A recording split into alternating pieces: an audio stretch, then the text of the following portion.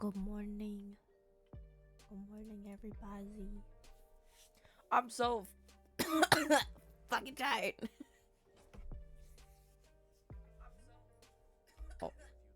Oh, that was embarrassing. I excited to get some food. Like, I didn't expect to play Among Us for that long yesterday. It was fun. Um, it reminded me of my Among Us days. It's way before my VTuber days, but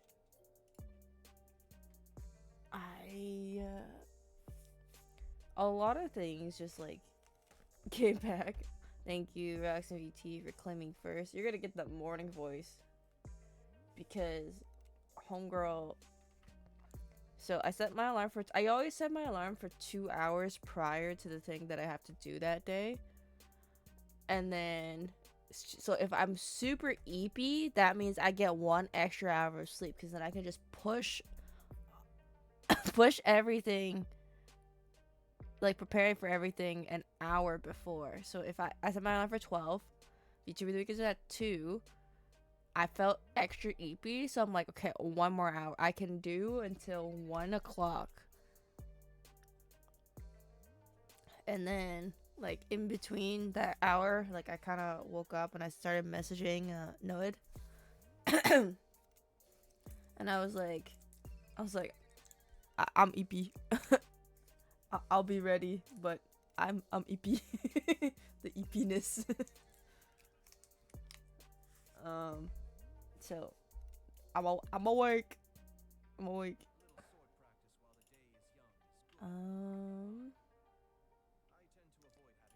So this VTuber of the week came about because Noid was doing a thesis and project for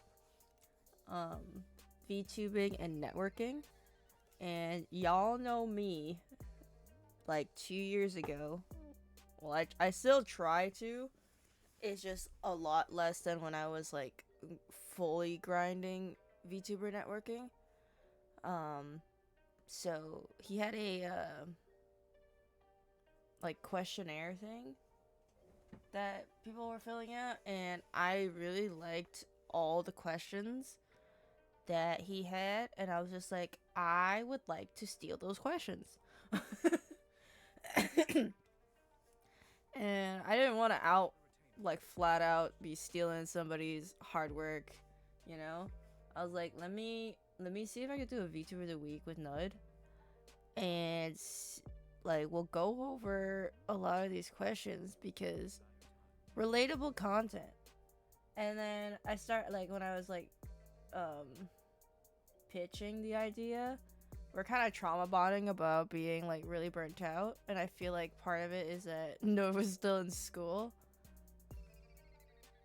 It's just like talking to people is so tiring. I'm wondering if he's ready.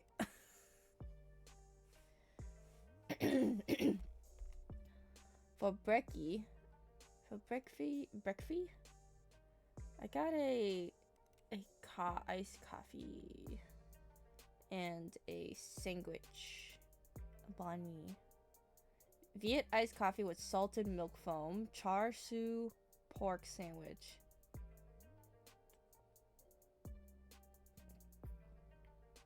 It's supposed to be here at 2:55. I hope everyone's having a good time zone. Hope everyone's doing super poggers. Come over here, interested in hearing about VTubers and networking.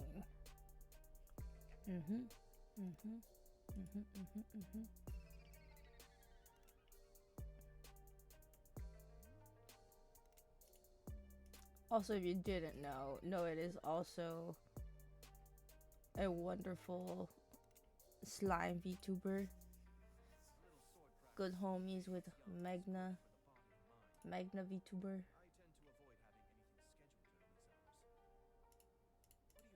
I really want to get lockdown protocol. It seems like a lot of fun. Oh my god.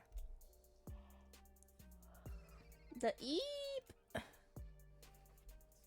I'm not gonna pull a chow and fall asleep on stream. Cause she did that one time. She was so tired. Fucking went to stream like the Archon quest or something. And then she messaged the group. She was just like, I fell asleep on stream.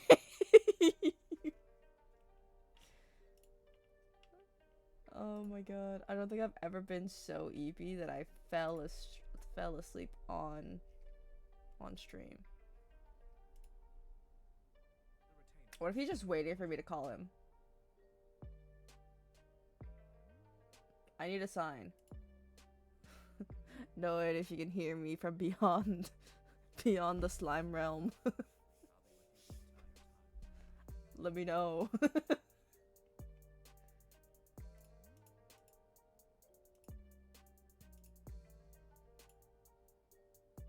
He sent me a message. Peaks. Let me know from beyond the slime realm that you're ready. Sitting here letting me yap. Good morning. Ah, the graduate. Wait, is this a surprise? Hello. The graduation cap? Yes, it is. It is me. Are you supposed to be hiding that? Do people know? People do know. People do know. I think I mentioned it on Twitter the other day. But it was something weird was going on. So like my messages has been like my post on Twitter has been like sort of blocked, shadow banned. I don't know what to call it. It's a little weird. Anyway, yeah, I just put that on like literally like 5 minutes ago. Yeah. I thought it was adequate. Amazing. I know, because I've had instances where someone has like a new model, and then they were trying to like they put the new PNG to test it out how it looks on stream, right? But then they wouldn't change it, and then they hop onto someone's like collab stream, and then their new model would show, and they're like, oh, oh, oh no, holy shit. It's happened to Yale, and I'm like, bro, your PNG, hide it right now, change it. Oh fuck! Oh my god, who's Vale? Who's Vale? Yale. He is Yale. Oh, with a Y. Yes, he is. It's someone you work at. Okay. I really love the sweater or the what would you call it? The jumper. Yeah. The Umbreon one. Hoodie, but. Sweater. Okay, it's just hoodie. Everything works. Everything works. Oh shit! You're having trouble? Oh god. Huh? You're having trouble? Sorry? What? No, everything. I'm confused now. All the words that you said work. Oh. Okay. That's what I said. Okay. Right then. So. Yes. What did you call me to talk about today? So usually how we do VTubers of the week is I try to get to know the guest. We just yap, and I love going on tangents. But how we came together, I was telling the chat that actually I'm gonna let you introduce yourself and explain your project, because I think that would make more sense, and then that's how we came together. All right then. Well, I started VTubing about a year ago, actually, and at the time we have like a specific course on at my university where we get to figure out what we want to write for our last project. That's the master's thesis. And initially I wanted, this is gonna sound bad. I'm sorry about that, but that's just the reality of things. Initially, I wanted to write about how to implement generative AI. And this, mind you, this was when I was still fairly new at VTubing. So you can imagine what I felt like when the time came for me to actually start writing on this set thesis. Right. We get like about half a year to figure out, and then we have to work on it. And by that time, I had met up with a group that I do content with fairly often. Magna, for an example, that's one of the guys that you know and your community knows probably. Shout outs to Magna. Um, yeah. At that time, I've come to know these like this group, and they had expressed a want to do a official VTuber group, and while that's kind of that's sweet and all, how do you even do that? I thought to myself, and well, one thing led to another, and then I started researching it, and oh boy, was it weird. Was it weird to come to an actual scientific conclusion on like which way I was supposed to go with this project of mine? So I ended up taking inspiration from some previous courses that I'd had um, on agile development, which is it's a little bit of a red flag within the computer science industry, but there's some good things about it. Hello, Scott. I see you there.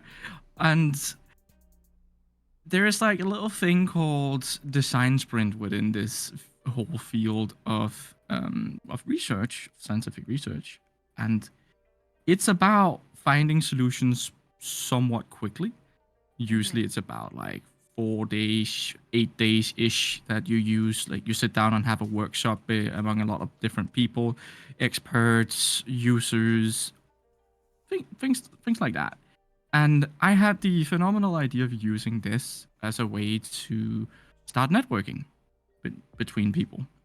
So I essentially asked myself, well, how how do I have to do this then? And I thought maybe I should start figuring out what VTubers actually do to network. Turns out no one really has a clue.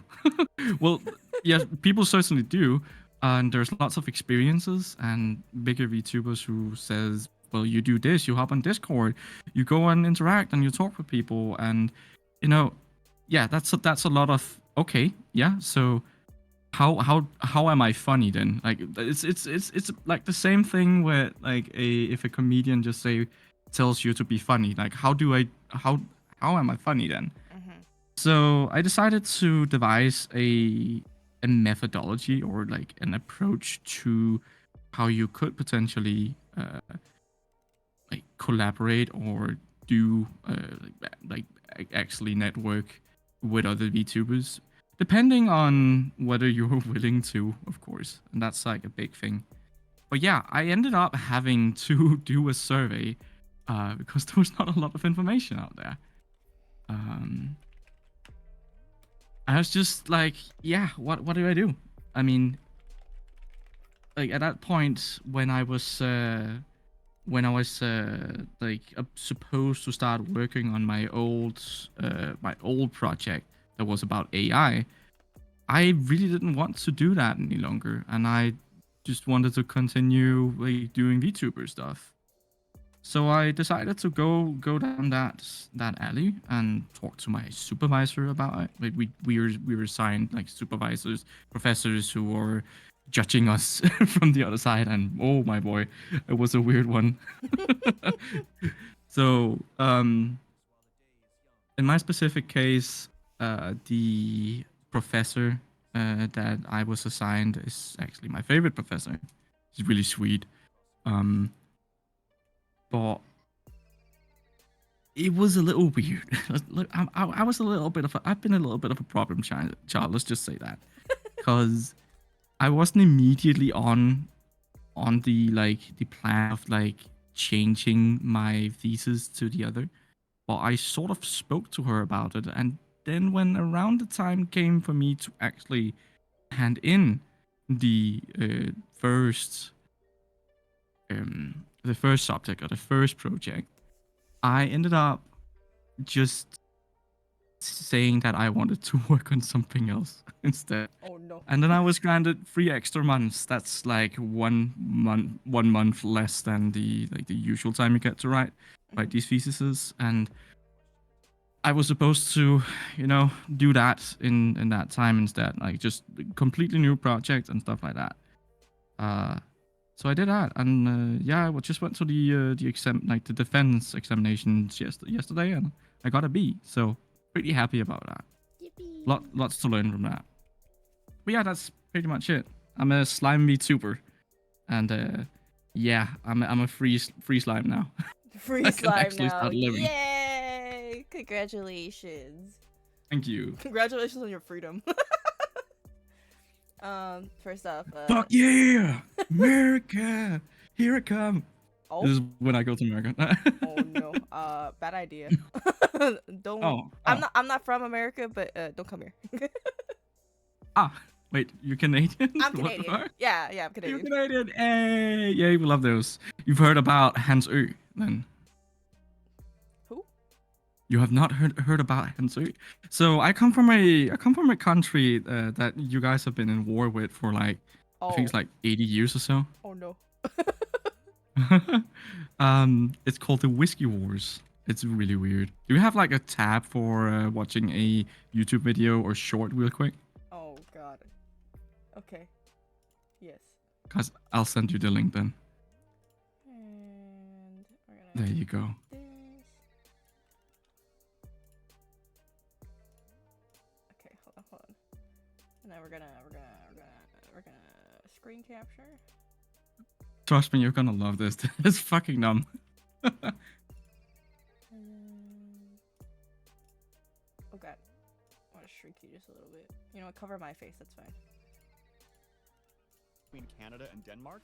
This conflict is better known as the Whiskey. Have you ever heard about the war between Canada and Denmark? This conflict is better known as the Whiskey War. The reason for this conflict was this tiny piece of land called Hans Island. But what do these two countries, about 4,000 kilometers apart, so have weird. in common with this island? The point is that in 1953, Greenland was redefined as a district of the Kingdom of Denmark, which created a border with Canada, and the island is 18 kilometers from both countries. In 1984, the Danish minister for Greenland, Tom Hoyam, arrived on the island, planted the national flag, and left a bottle of schnapps along with a message something similar to, "Welcome to the Danish island." How do you think Canada reacted? Declared war and sent troops? Well, Canadian soldiers visited the island, removed the Denmark flag, planted a Canadian flag, and left a bottle of Canadian whiskey along with a note, "Welcome to Canada." The practice continues for decades, and only in 2022, the parties agreed to end the conflict and divide the Hans Island, creating land border between countries. Have you ever heard about The way that both parties have no beef with each other, that's how we fucking fight. I love our countries, man. Fucking the states, fucking like these two countries are fucking blasting each other. Me and you, whiskey. Exactly. I can't believe it. I can't believe it took me like 15 years to figure out that that a war existed. I swear, if I'd known any earlier, I would probably have like signed up for the military and then like really be pressing about like getting into the navy and stuff. Because at that time, most of the navy activities was like just going to Greenland. So yeah, Denmark is not really a big place, so we don't have a lot of military activity. So we have this so we do have like the Canadian Army, but so this brought up a core memory of high school where I got made fun of because I said that Canada has no army, but what I meant was like we kind of we're more towards like the peacekeepers versus like having an actual active army. Like we do have an army. I was trying to like push the fact that we kind of like have a separate unit called the Canadian Peacekeepers, which is probably doing shit like the stuff at Denmark. And I was like, I fucked up. I said that Canada has no army. Yeah, I'm actually kind of sad that we're no longer in war. It would have been better. You know what? It's gonna be me and you going to Hans Island and then fucking shoving. Oh shit! Actually, for real, yeah. Let's do that. When's the next plane? Oh my god, I've actually been to Greenland. It's a precarious place. Like holy shit. Mm. Is it So cold? it um I'll tell you what. So I went there to visit my mom. She was working there for half a year, and it was 21 degrees. That's in European European degrees, by the way. That's like I don't know. Do you use Fahrenheit, right? I use no, I'm Canadians use Celsius.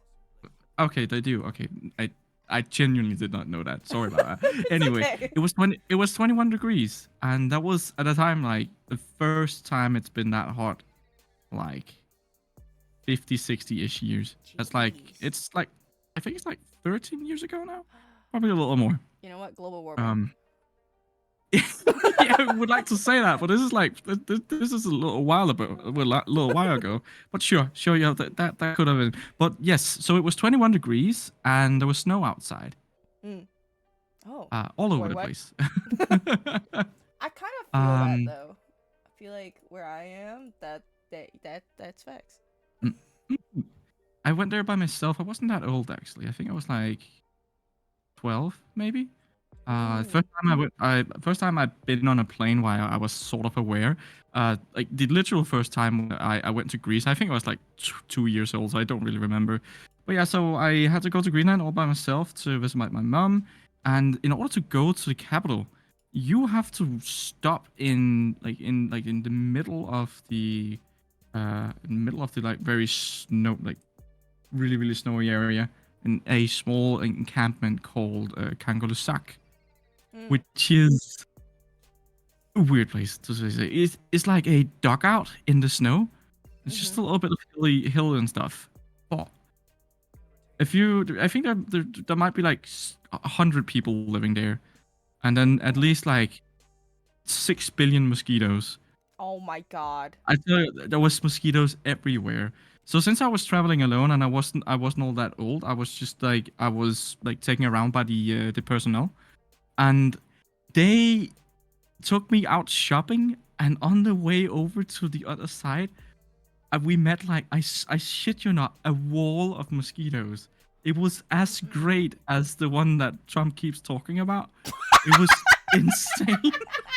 It was literally like a Analogy. blur outside. There were so many mosquitoes. It's completely Oh crazy. my god. Y'all, Trump, you hear that? You could never. These mosquitoes got it down. Yes. Like even worse when we got into so like we would go by big plane into like big commercial airplane into Kangalusak, and then in order to go to Nuuk, the capital, you have to take a propel plane, and the propel plane at first didn't really want to start. Mm. Like the guys outside needed to manually like start like swing the propels for them to start, but there was also mosquitoes inside the propel plane, Oh my and god. in between the windows, there's like two sections to the windows in planes Oh in order my to god. keep the pressure. so mosquitoes, and there's mosquitoes everywhere. It's insane. And yeah, then the fact that Greenlandish mosquitoes are like twice the size than normal mosquitoes doesn't really help. Oh my god. Oh my god. So anyway, it was a nice trip. Greenland is weird. Oh my god. I kind of okay. um, I can see that with the big ass mosquito. It's just so shocking, Mm. that there's so many and they're so huge. Okay, you know what? Anyway. Welcome in, Sunny Bites. If you go to the about me, there is commands for little Chippy. He is a squirrel, but his name is Chippy. So you can like feed him acorns. You can squish his face. Just exclamation point. Give him acorn. chippy chappa chappa doobie doobie dabba dabba. He is Chippy Chappa Chappa. Oh god. Oh, those earworms. Oh man, it's just one after another. First that one at first, and then Shika Noko Noko Noko Stanzan. Oh. Pedro. Yep, that one too. I like that Certainly one. ruined my day too. All of those just lives rent free in my chat, unfortunately. Twitch chat is all fucking brain rot and brain rot. Yep. And weird content. It is what it is, you know. This is what we do. Shit. Speaking of mosquitoes, I got a fucking fly in my room. Oh shit! Oh, kill it! Kill it with fire! Get There. rid of it. It'll go away. Oh no! All right. We love So- brain rot. We do. Let's circle back to the beginning. So I kind of found it like super funny. This is like top secret stuff. But when you mentioned earlier that like when you were getting into like Magna's inner circle friend group, you were planning on like building a group and a community. I actually asked Magna. This is when I first met Magna. I didn't know about the whole friendship shebang. Mhm. I was like, I like his vibe. He's a helpful little slime. I asked him to be a part of my org, and he turned me down because he has prior commitments to you guys. And now I know the source of my rejection. Got him first. You guys did. He's a good one. We're still talking about like the whole structure of what we're supposed to do. Right. It's a little bit it's a little bit like free spirited in a sense that people can they don't have to commit as much as you see with professional VTuber organizations and stuff like that. It's going to be much more chill, and we like, of course, we want to take it somewhere, but Right. I think it's just a step in a direction for all of us to get something out of it. Right. So like we can have weekly meetings and stuff like that, and talk about how we further each other's channels, and also recommending stuff to each other. And that's very much on the subject of today's show. It's networking. This is like, you know, I'm taking notes. I'm like, they will all be working under me. I'm gonna snatch them all. You guys can still be a group, but like we'll be a big group. You know what I'm saying? Just kidding. Yeah. I don't know.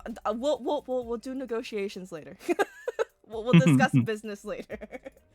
But that's basically how 24/7 works. Is like I literally tell people, I don't have the money right now to be paying you as content creators or to do any extravagant stuff, but like if you want to do stuff, we're a glorified friend group.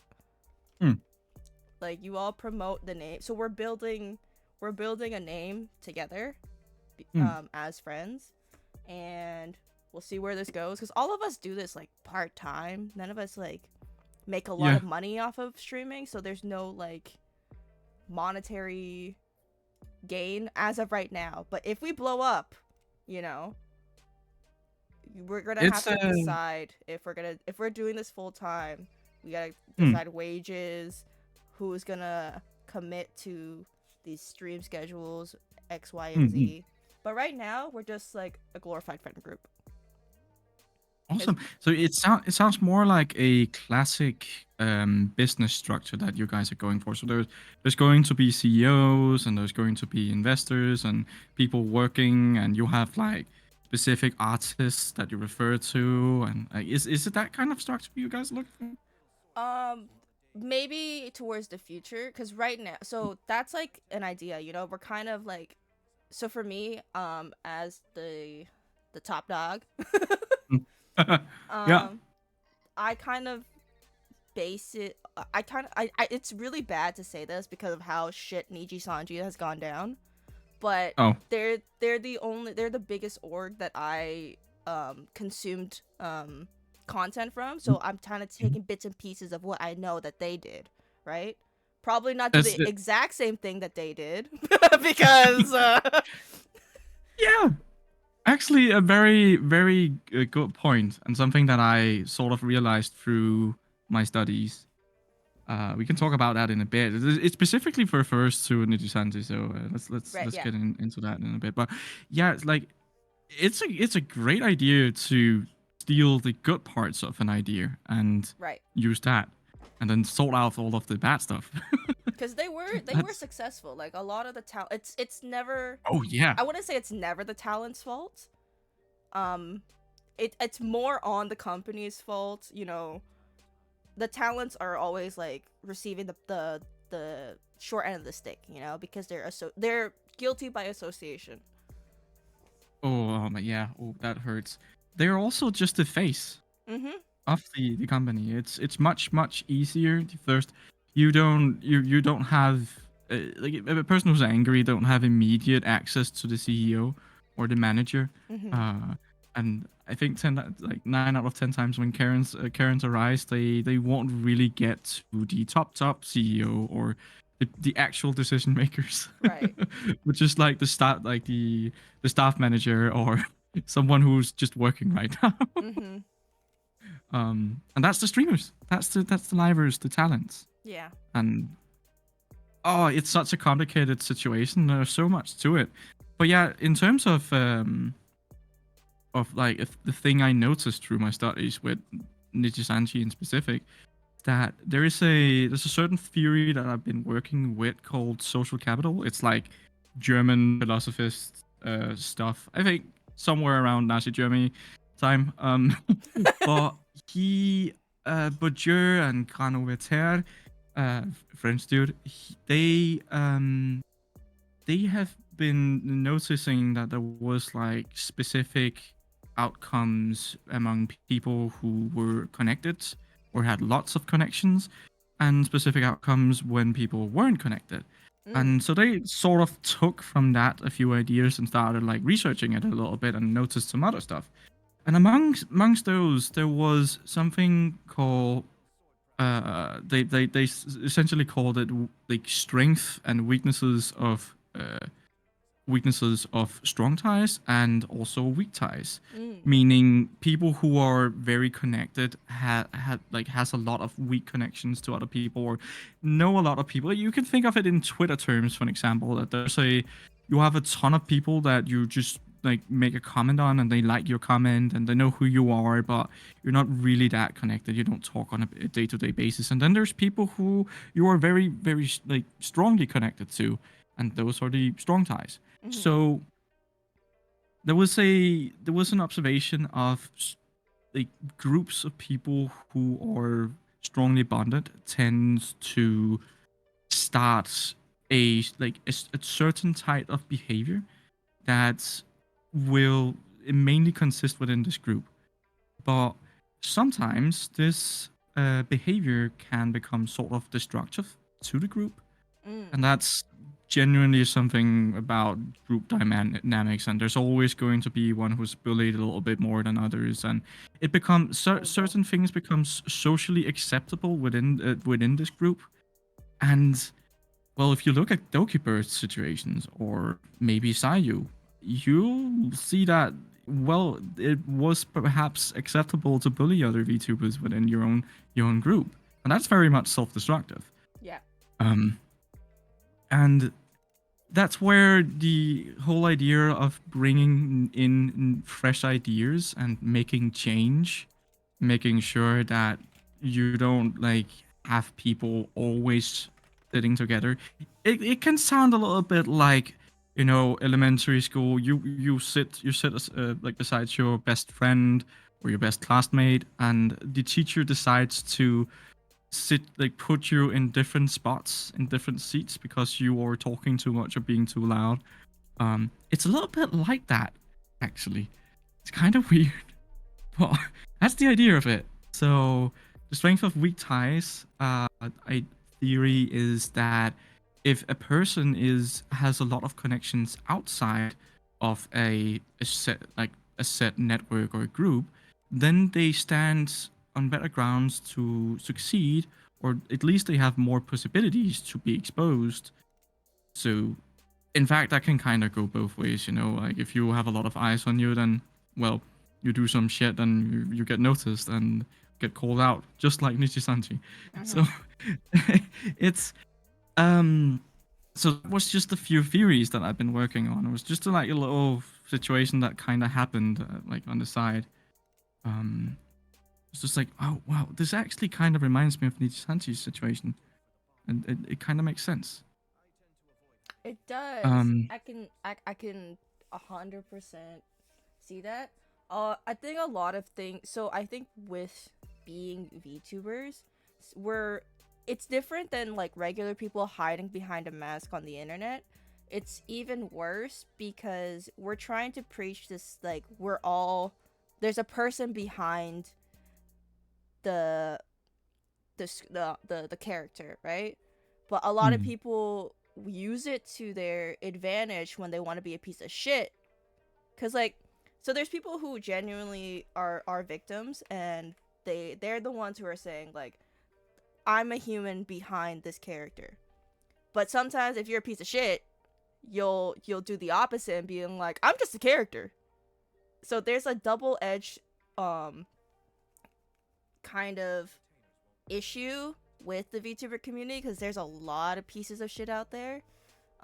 But what the point I'm trying to bring is like a lot of us kind of you don't know who's behind the character, you know what I'm saying? It's either mm. people trying who have malicious intent. There's a lot of gullible people out there, you know. Um, I'm one of them, definitely. oh no. Oh, it's Um, okay. Oh, it's okay. I'm joking. I'm joking. please It's don't called get taken self-deprecation. advantage. Please don't get taken advantage of. It's just a lot of people, like especially new people, they really think that everyone. So if you're in the mindset of I'm a person behind the character, you'll have a different approach to the community than people who have malicious intent. Like for example, if you're new and you're somebody who has like the a better mind, people who give the benefit of the doubt, right? I'll Mm, bring up people who are GFX artists. I feel so yeah. bad whenever I see like newer VTubers complain about GFX artists in their DMs, and then for us veterans, we're like, it's just a part of the course. You know, you just ignore them. You, Yeah. it takes a lot of mental fortitude to be doing stuff like this. Like people think it's easy because you're just an anime character on the internet, Yeah.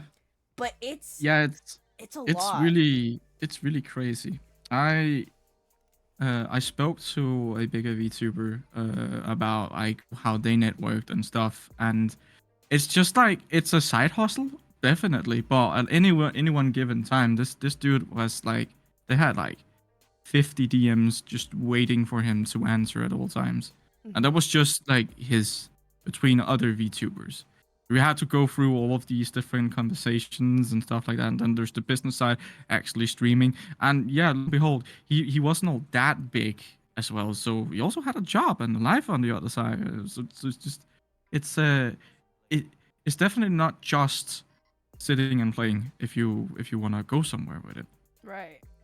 And like But there's a lot of people like it irks me when people think that they are owed something. Like when you're getting DMs, I'm like, people, you gotta understand that people have a life, you know. I'm like, I'm sorry I didn't respond to you right away, but hello, I know that you might not have stuff to do, but other people do. It's like it's the idea of like, oh my god, so I put in so much time together with this one set person, and now this set person is no longer answering. Like, what happened? Does he not like me any longer? Oh, he's streaming, he's having so much fun with this other group. It's like it's such a weird place, and so like people do fall apart or become a little sad, let's Yeah. say, when like trying out this, like for Christ's sake, we are VTubers. We don't go outside. We don't even get sun D vitamins and stuff like that. Of Oh course no! we get Don't call that. us out! Don't call us I mean, it's like we cave people. We're not VTubers. out! Wait, what does the sun look like again? I don't remember. I've heard it described as like a burning ball in the sky. Yeah, I don't want to go outside. Um, That's good. That yeah, burning. it sounds scary. Yeah, like what? It's a fire. there's a fire outside, and it's looking at you. Oh my god. um. But yeah, networking is such a weird thing. People have different perspectives on what it is. Some people do think of it as a business thing, and other people think of it as like a hybrid. And Yeah. then there is like, yeah, just we can totally make friends with networking. It's the same thing, right? And per definition is getting in contact with other people when you have like a certain goal, and the other person that you're contacting also have a goal, and somehow your goals align, and then you can collaborate, do stuff together. That's what networking is, but people just tend to think of it as going onto LinkedIn or going to a career whole mess thingy. I'm not sure what the correct word for it is in English is, but Right. it's like you get to meet a lot of business people as a student, or just like me, exactly. It's just newly graduated. And you go, actually, I'm about to go networking in real life because I need a job. Oh my god, me too. I need to find a job. But yeah, so this perspective kind of ruins it a little bit because it creates this false narrative of what the situation for us VTubers are. It's kind of weird. In fact, we are colleagues through Twitch. We're also kind of competing, Right. and we're also friends because we're doing the things that we love when we do it live. So it's really strange. You know, like when you probably have you've had a job at some point. I assume, and you've had some friends at that job. Mm-hmm. I assume. Um, but you weren't friends beforehand. You became friends through the job. And the job was the job had objectives. Those were the goals. Your goals aligned, and you collaborated through that, and found out you had some similarities, and boom, it's just kind of the same thing. Mm-hmm. But it's it's a really strange dynamic to see your friends grow, Right. because you also want to grow yourself, and then we kind of like work it out with each other, like, oh, this is a really great idea, so I like your show and the stuff that you're doing here. I want to do something similar, so I ask you if you have any ideas on how I could do it, for an example. Mm-hmm. Instead of just straight up stealing it. That's what I said in the beginning. I was like, I love the questions that you propose, but I don't want to steal it from you because that's shitty. So let me put you on the show to ask the questions, and then we can talk about it. Yeah, it's really strange. Currently I am looking for something I call engagement bait on Twitter, and it's like your typical Yes. tweet where you just post like, okay, post this emote in, and then I will rate your design, or I will tell you what kind of color you are. Something really silly and easy, but it just works. People just take the bait so easily, and like this is also like people like steal each other's ideas in this field as well. It's just I see the same post 15 times a day, and it becomes trending within the VTubing sphere on Twitter. It's insane, but that's how it is. Like, it's like we are, of course we're friends, and we're colleagues, but we also compete. Mm-hmm. Which is why We had I kind of brought up the whole perspective thing beforehand. It's because it's exactly what you said, business versus friendship. I feel like, so for me, a lot of the times when I DM people for collabs and stuff, in my eyes it is for business, only because of the point in my career that I have like a lot of friends. Like I've chosen my friends. I am willing to have more friends, if we vibe, maybe we'll hang out more. You'll be appearing on my streams more.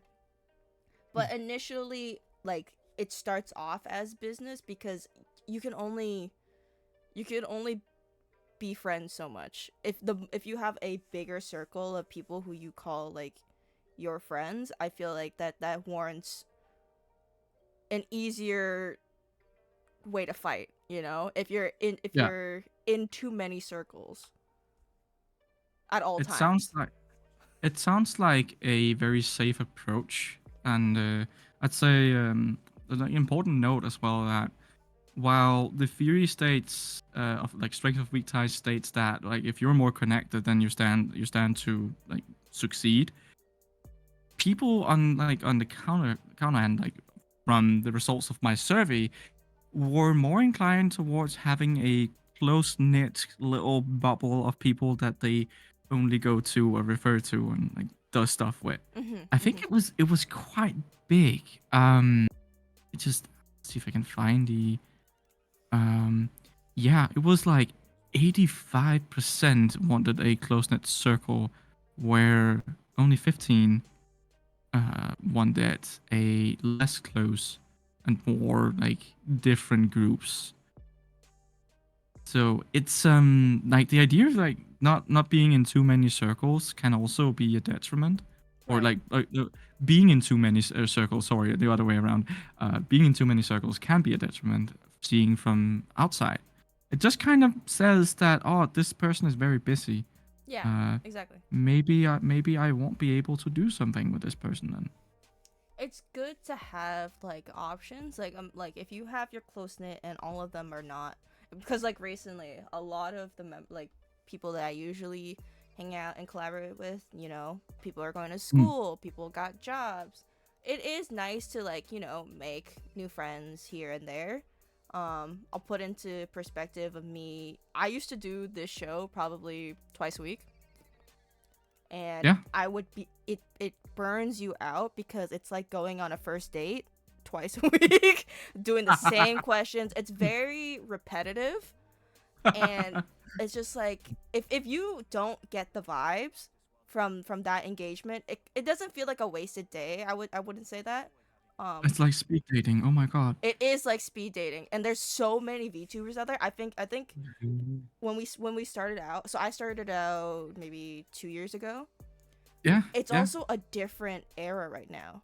Like it's But it's no longer Corona. COVID-19 is gone. People got out. They start. Everyone started creating their VTuber groups and themselves and their designs after COVID. right. Is what I understand. But I don't know. What's your idea?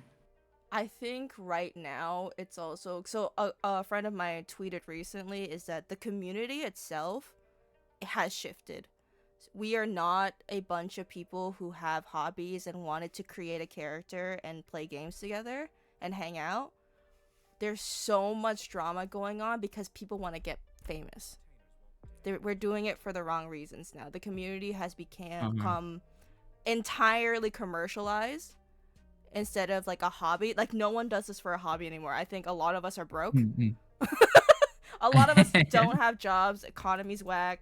I think that's the driving force because right now the only way to be making money, and it's not even a lot of money. Like you see those big creators with thousands of followers, they're not making any fucking money, but they'll be, as you said, engagement bait. So when you like we're talking about that kind of engagement bait, I think those trends are kind of fine.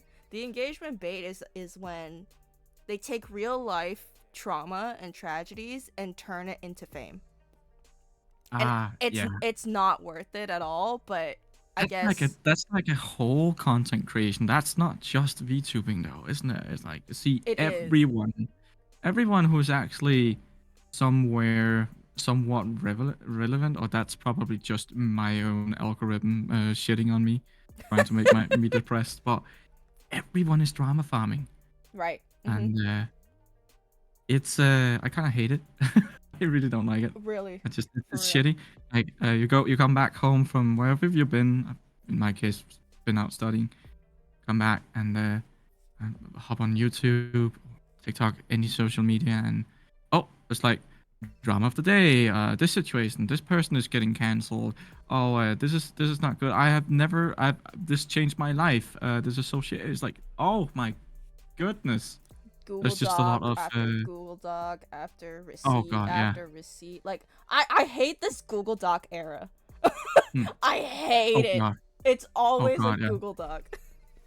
And it's so anti as well because you're putting yourself out as a person who's willing to, you know, destroy someone else.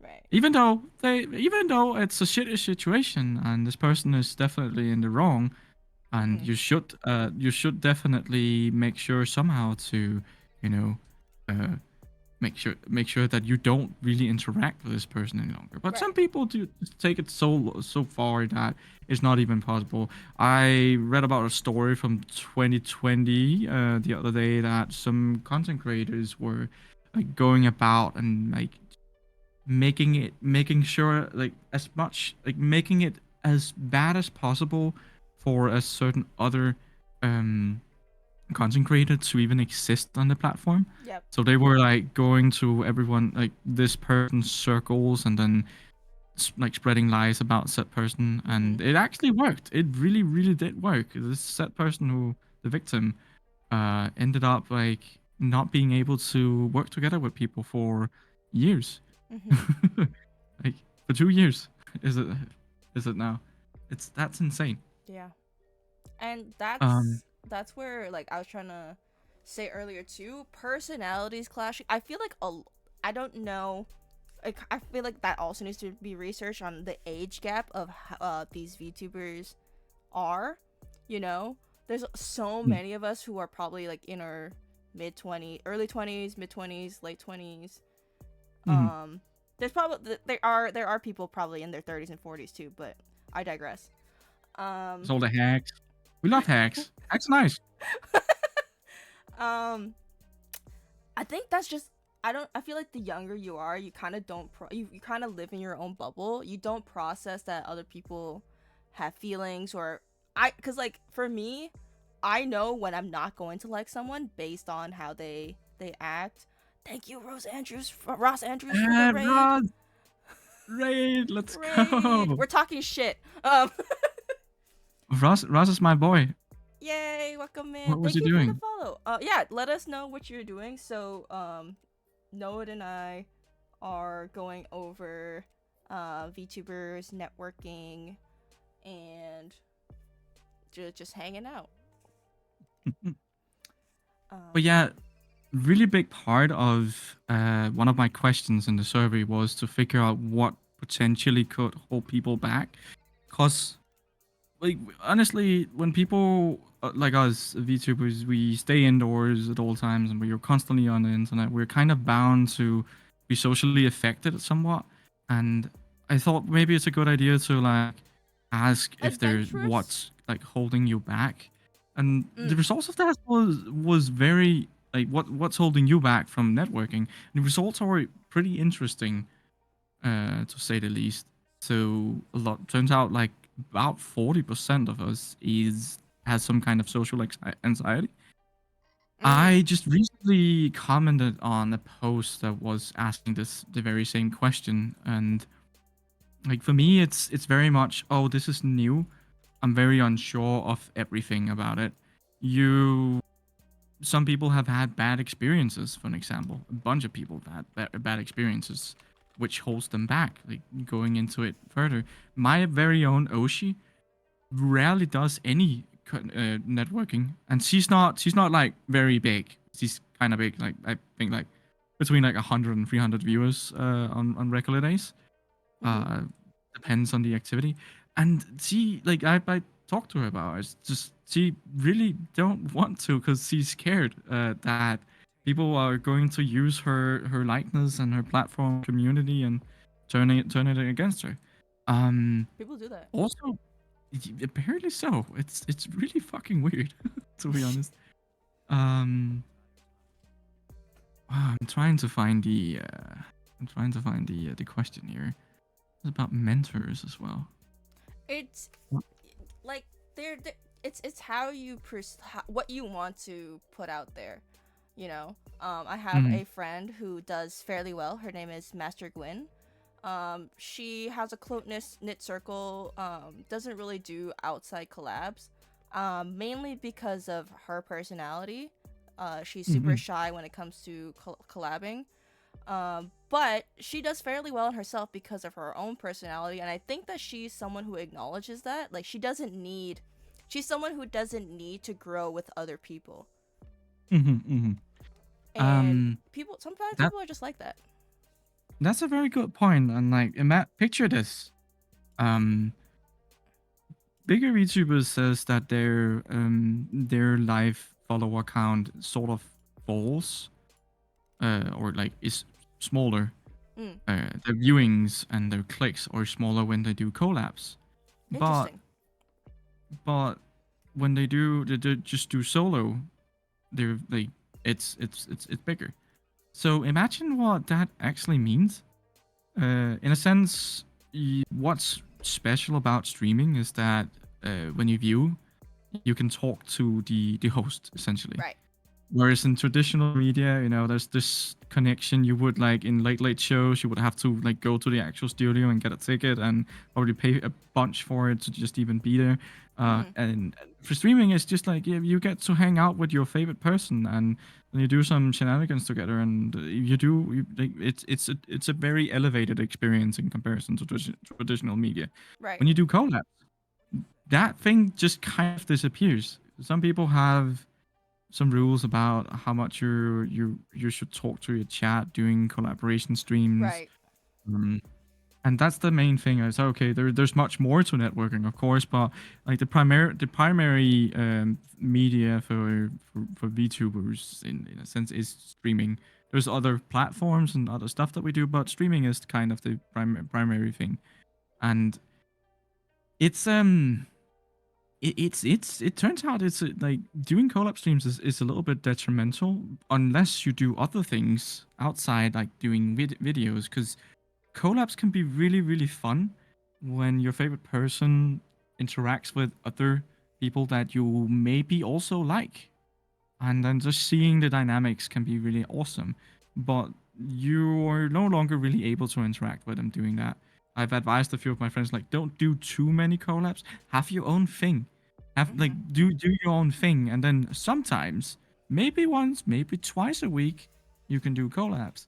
I have one friend who doing really really well, but all she's done so far is just collabing. She's not yet have had a stream by herself, and I mean that's a positive thing for her, of course. But how is it going to be when she's just doing something by herself then?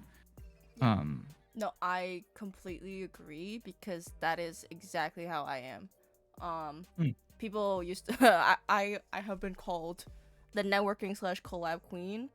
There was a rough patch that I had where I wanted to do things on my own, but I rely on other people to bounce conversation off of, you know? I think Mm. it's when you I think collabing is great when you're starting off small because you don't really have a chat to interact with, so you can't build those kind of moments if no one's watching you. Well, yeah, um it's completely true. The Twitch algorithm is not in your favor, mhm. at all. That it's essentially like so. Viralism, doing. Oh, there's an ad. Oh shit. Yeah. For do you have subscription based ads? Like if people are subscribed, they don't see it. Yeah, I'm supposed to turn them off during these interviews. Oh, anyway. I didn't. Okay, so instead of snoozing them, I dismissed it by accident. Oh, okay. Anyway, so what's the point again? I think I lost it. The Twitch algorithm is kind of like working against us smaller entities Mhm. on this platform, because everyone just, if you're even looking at categories, everyone just goes to their favorite big streamer, or if they're looking for something, then they are looking for the biggest ones first. Like Mhm. if you want to watch something about a specific game, or well, this one is interesting because that's where everyone else is. So the quality is probably better, which might not always be the case. But what do I know? I'm not a big streamer, but it's very apparent that while bigger streamers certainly does do networking still in a lot of different ways. Like it's not always about VTuber to VTuber. There's also a certain form of like collaboration or like connection between you and your viewers, and if you have a manager or your artist, and there's a lot of different things. Mm-hmm. No shit. The bigger VTubers or streamers needs a manager of some sort to sort all of these things out for one. But there is a big argument for smaller VTubers to do a lot of networking to begin with, Mm-hmm. and continue doing it for a long while, since this is the way to get your face out there. Right. The moment I started doing this, I started having people watching me. I actually went like half a year without much what you call it, traffic on my platforms. Mm-hmm. Mm-hmm. And the moment I started talking to other people, then in like this sphere, I started having people coming around, which is strange, which is a little bit strange, but it's understandable. And that's also a funny point. Where are we even today? Is it just VTubers watching other VTubers? What's going on? That's a really rough thing. So, cause like so during the rough patch, like I was told I should do more solo stuff, cause I do want to build an organic community, like actual viewers who like want to chat and get to know me. A lot of my viewers are other VTubers. Are usually the homies who also stream, or I'm either like all my viewers I stream with them, so they can't be in my chat if they're talking to me on my stream. It's it's complicated, I would say. Yeah, really. I have like six friends streaming right now. It's like, closer friends, right? Mm-hmm, It's mm-hmm. not just your, it's just not your, it's not just your like rando that you talk to every once in a while. It's actually close friends I talk to every day that's streaming right now. So it's, yeah, it's wild. I read this a while back that it's sort of become like this. I have a friend who used to stream, and he was streaming to about 100, like an RL friend as well, not just a VTuber friend or Mm-hmm. streamer friend. He used to stream, and he was streaming for about 100 people a day. He was sort of making a living off it, but he figured out when he started at university, like it's a uni friend. He figured out that he didn't really have time for it any longer, and the content that he was making was like being good at World of Warcraft, and Mm-hmm. that kind of took a long time because World of Warcraft is kind of like, every 4 months we put out a new thing, and then everything else, your gear and your progression just becomes irrelevant. Right. So he was looking at like 12 hours a day just to keep up. Oh man, that's so uh, exhausting. and that was not great. Sure, he's just playing computer games. That's fine, but it's he wanted something more. So Yeah. now he's working for the state as a PC programmer or like software developer. That's awesome. Yeah, he's making it big. He also looks a little more tired, somewhat. I mean, if you were playing World of Warcraft for 12 hours a day, I feel like he would look the same. Surprisingly, yeah. He's gotten in better shape. I think it's because he has a girlfriend, like just recently. That might change. That's certainly going to change if I know anything about relationships. But so, yeah. Where did we get? Where did we Weird come from? side note: my Uber driver is lost. He can't find my house. I ordered lunch, and I'm watching my Uber driver get lost. Can you message him, please? Like, could you please ask, like, are you okay? Do you need help, sir? He's running in circles. Where's my fucking food? But I think Ross had to do some stuff behind the scenes. So thank you again, and thank you for anybody who followed and stayed for the homie Noid. Mhm. Yeah. We can circle back to Oh, either bad experiences or like bullying, because I had some points about that. Sir, are you in the ocean? Oh, the Uber driver. yes, the Uber driver meme. Oh, I was thinking about that, but I thought maybe not mentioning that. Oh my I didn't think to god. mention it. Oh, sorry, are you in the ocean? Oh my I'm not. god.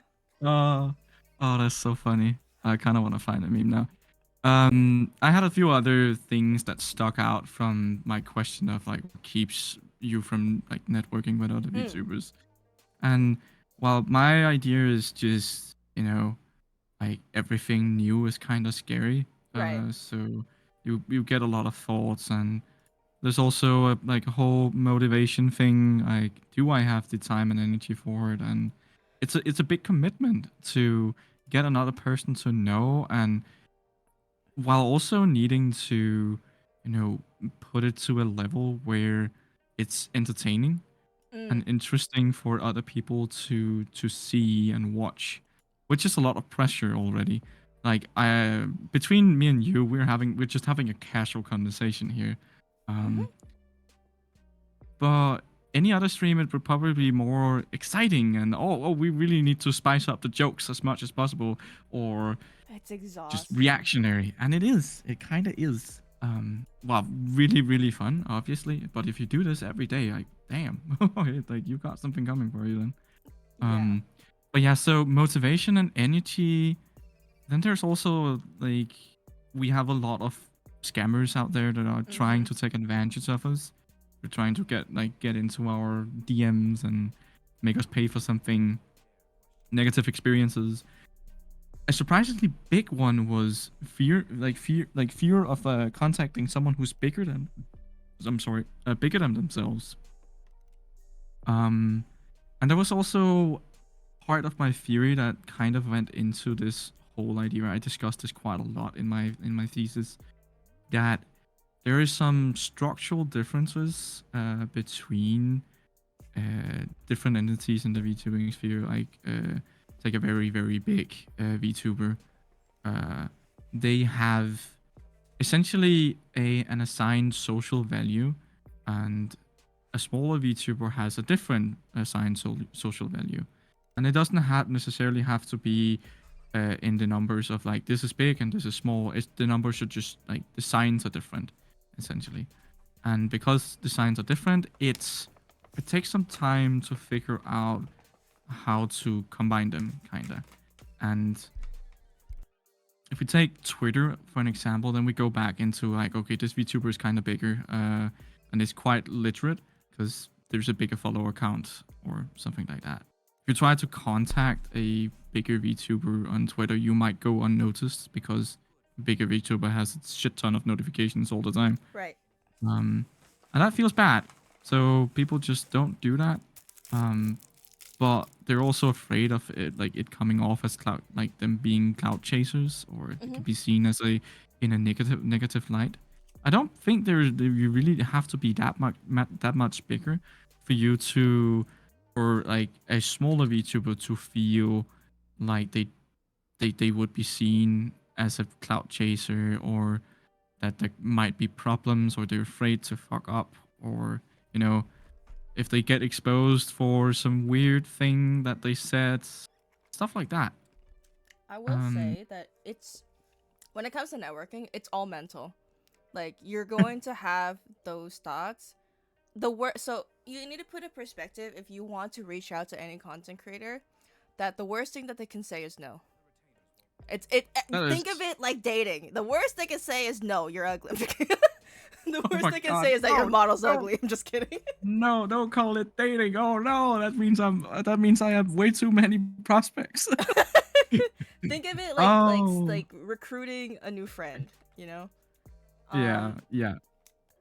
the w- if That's it, funny. with me, like when I first started doing, so what I do is I do agree, like sometimes when people have more followers than you put them on a pedestal.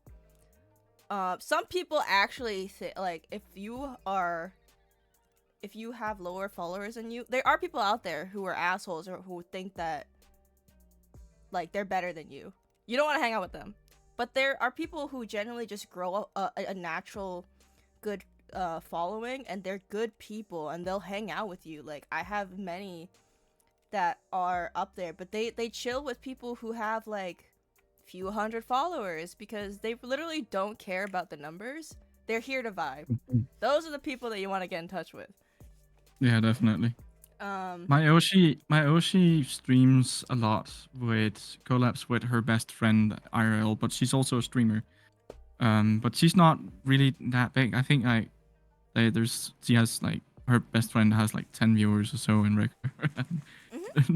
So there's like hundreds and hundreds of viewers in between them, right? Yeah. So it's a little it's like it's just dependent on, you know, if you're decent, if you're a decent being, and you treat others with respect, and there is a like a certain there's a very good point to that.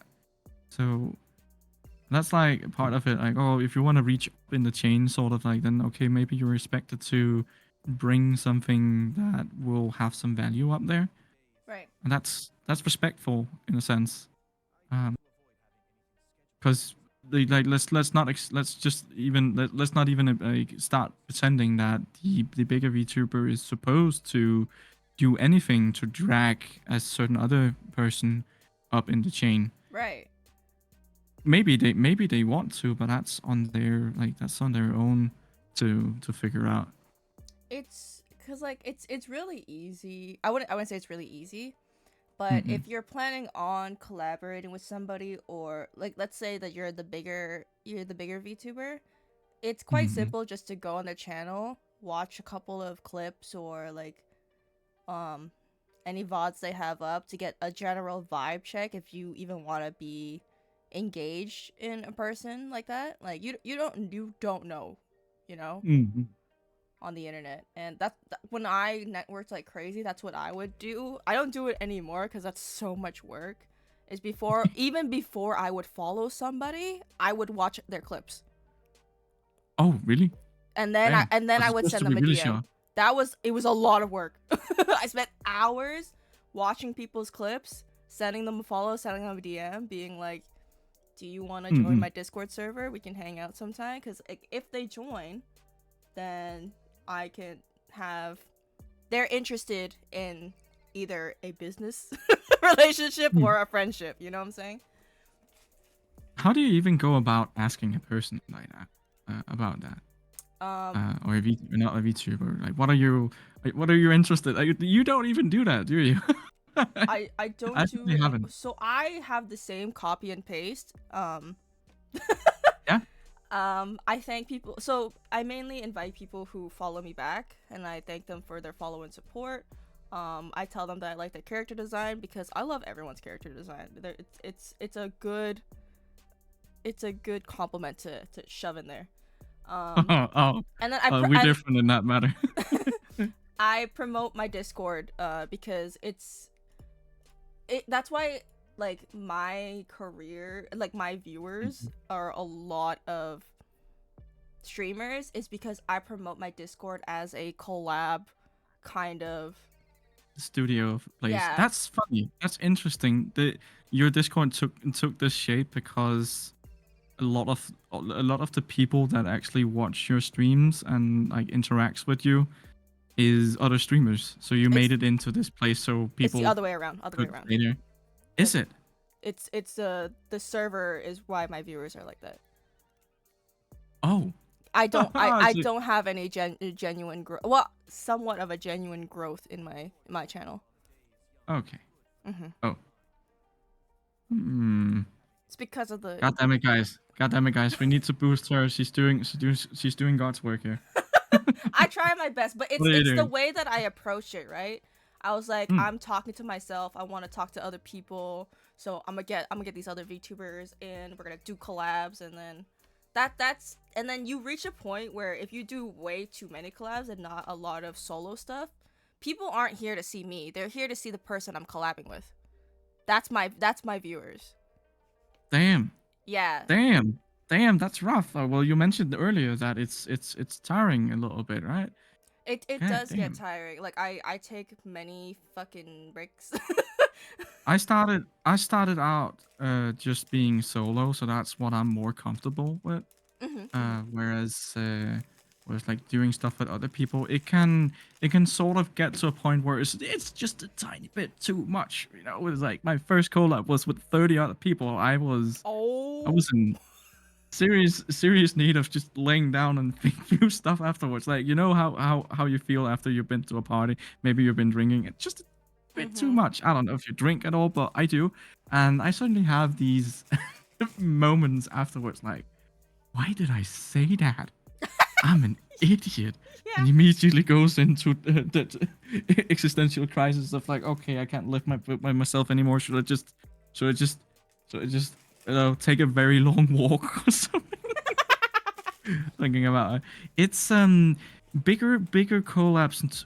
There can definitely be too much. There can be too many people. I have a close friend who, like, he says this a lot, that like he doesn't really get to say much doing collabs because he feels insecure, even Mm. though it's together with people that he's very fond of. Yeah, yeah, yeah. Um, I was gonna say the bigger if you're, cause like the people who get the most attention, especially in big collabs, is the loudest person in the room. If yeah. like I understand like with smaller collabs, like I have people who I hang out on a daily, but they're more on the quiet side. Um, but that's just their personality, right? Like when they're by Mm, themselves. I'll give you an example. We just debuted a group. One of the members is a zombie. mm, A lot of us, like, we were surprised when he talked so much during his debut stream about mm, himself, because when he's in a collab, like, he doesn't talk about himself because that's weird. You don't just go into a collab and talk about yourself and the stuff that you like if you're playing, especially if you're playing like an FPS game. We play a lot of Overwatch with him. mm. So mainly it's either like he's calming about like the game, or he'll laugh here and there, but he doesn't really talk about himself when he's in a group setting. He's pretty quiet, but on his own stream he doesn't care. He'll say whatever, he'll talk shit, That's the charm of Mm. Zombie, is that he's respectful in these collab streams, but when he talks about himself, like it gave me so much like newfound respect, because he was very passionate, and like a lot of people, we're all the people who are like our inner friendship group didn't know these Mm. things about him because he doesn't talk about it when we're with him. That's interesting. It's the same thing with my friend. He's very talkative when you have him on like a 2-on-2 occasion, Mhm. not on stream, or if he's just on stream by himself, then he becomes the master yapper, Mhm. uh, the eternal yap, the yapfinity. Yeah, affinity. He just continues and continues. Quite frankly, I need to stop him like quite often because it's just like, dude, I can't follow you anymore. My ADHD took me on a trip like 5 minutes ago. Oh my I don't know what god. you were talking about. uh, he he's very sweet, but he's like as soon as you go into a group setting of like at least like 3 to 4 people, then it just becomes too much. And yeah, it's quite possibly just because he's being respectful. Mhm. Um, but being the loud and like maybe a little bratish and as well, but also just brash, willing to just be a little louder to get your point through, and or just very extroverted, Mhm. is not necessarily being disrespectful. It's Right. just possibly just trying to have a good time and get the best out of the situation. We Um, have a good mix. Like there's people like Zombie, and there's people like um like me who will scream at the top of their lungs to get their point across. I think it's also uh, due to personality. Like I kind of realized this maybe a couple years ago, that I am pretty narcissistic. Not in the so when that's literally nothing you never hear a true narcissist say. It's just just gonna exactly. come out Well, with this. this is gonna sound like very narcissistic. I'm a humble narcissist. Humble I narcissist. I try to be Very self-reflected narcissist. I try to be It's respectful. literally yes. But like I know when I'm not gonna like if someone else has that kind of same energy where I can feel that it's another person who like loves attention, I know I'm not gonna like them because I want the attention. Funny. Oh no. Oh, you can't be in the same room then. That's gonna be a Cartoon Network then. because like there's some people because there's different kinds. Like if it's like I have people who are respectful, like people who like attention like me. So we'll both be yapping, right? But it will be on standard grounds. When streaming, you have to have a level of narcissism. Not gonna lie, that is very true. I was talking to Yagi last night about that. He's just like, you gotta be a little narcissistic, right? But there's some people who are like kind of belligerent about it, who like they clearly just scream so people will pay attention to them. I hope I'm not like that. I just talk a lot, you know. You've actually had people who were like that. Okay, damn. Yes. Fortunately for me, I guess I really haven't met anyone. I think the worst thing I have is people who seems to have no clue what it means to talk over someone during a conversation. That's my worst fear. I ask a question during these VTuber of the Weeks. I'm like, what's your biggest pet peeve? And then I follow it with, please don't say interrupting, because I do that because I can't understand cues. It's a voice call. Like, I can't tell when you're about to speak. So when I hear silence, I start talking, and then I end up talking over people. I'm like, oh, okay. It's a very common thing, isn't it? I think it's a very common thing that people like talk over each other or interrupt, or Mm-hmm. quite possibly a problem of just technology as well, with a delay on stream, and there's some person talking, I want to make an input, then I start talking once said person is done, but another person is also done, but there's a delay between when my sound comes through and a delay from another one's sound come through. So it sounds like someone just interrupted the other one, even though we might have just started talking at the same time. Yes.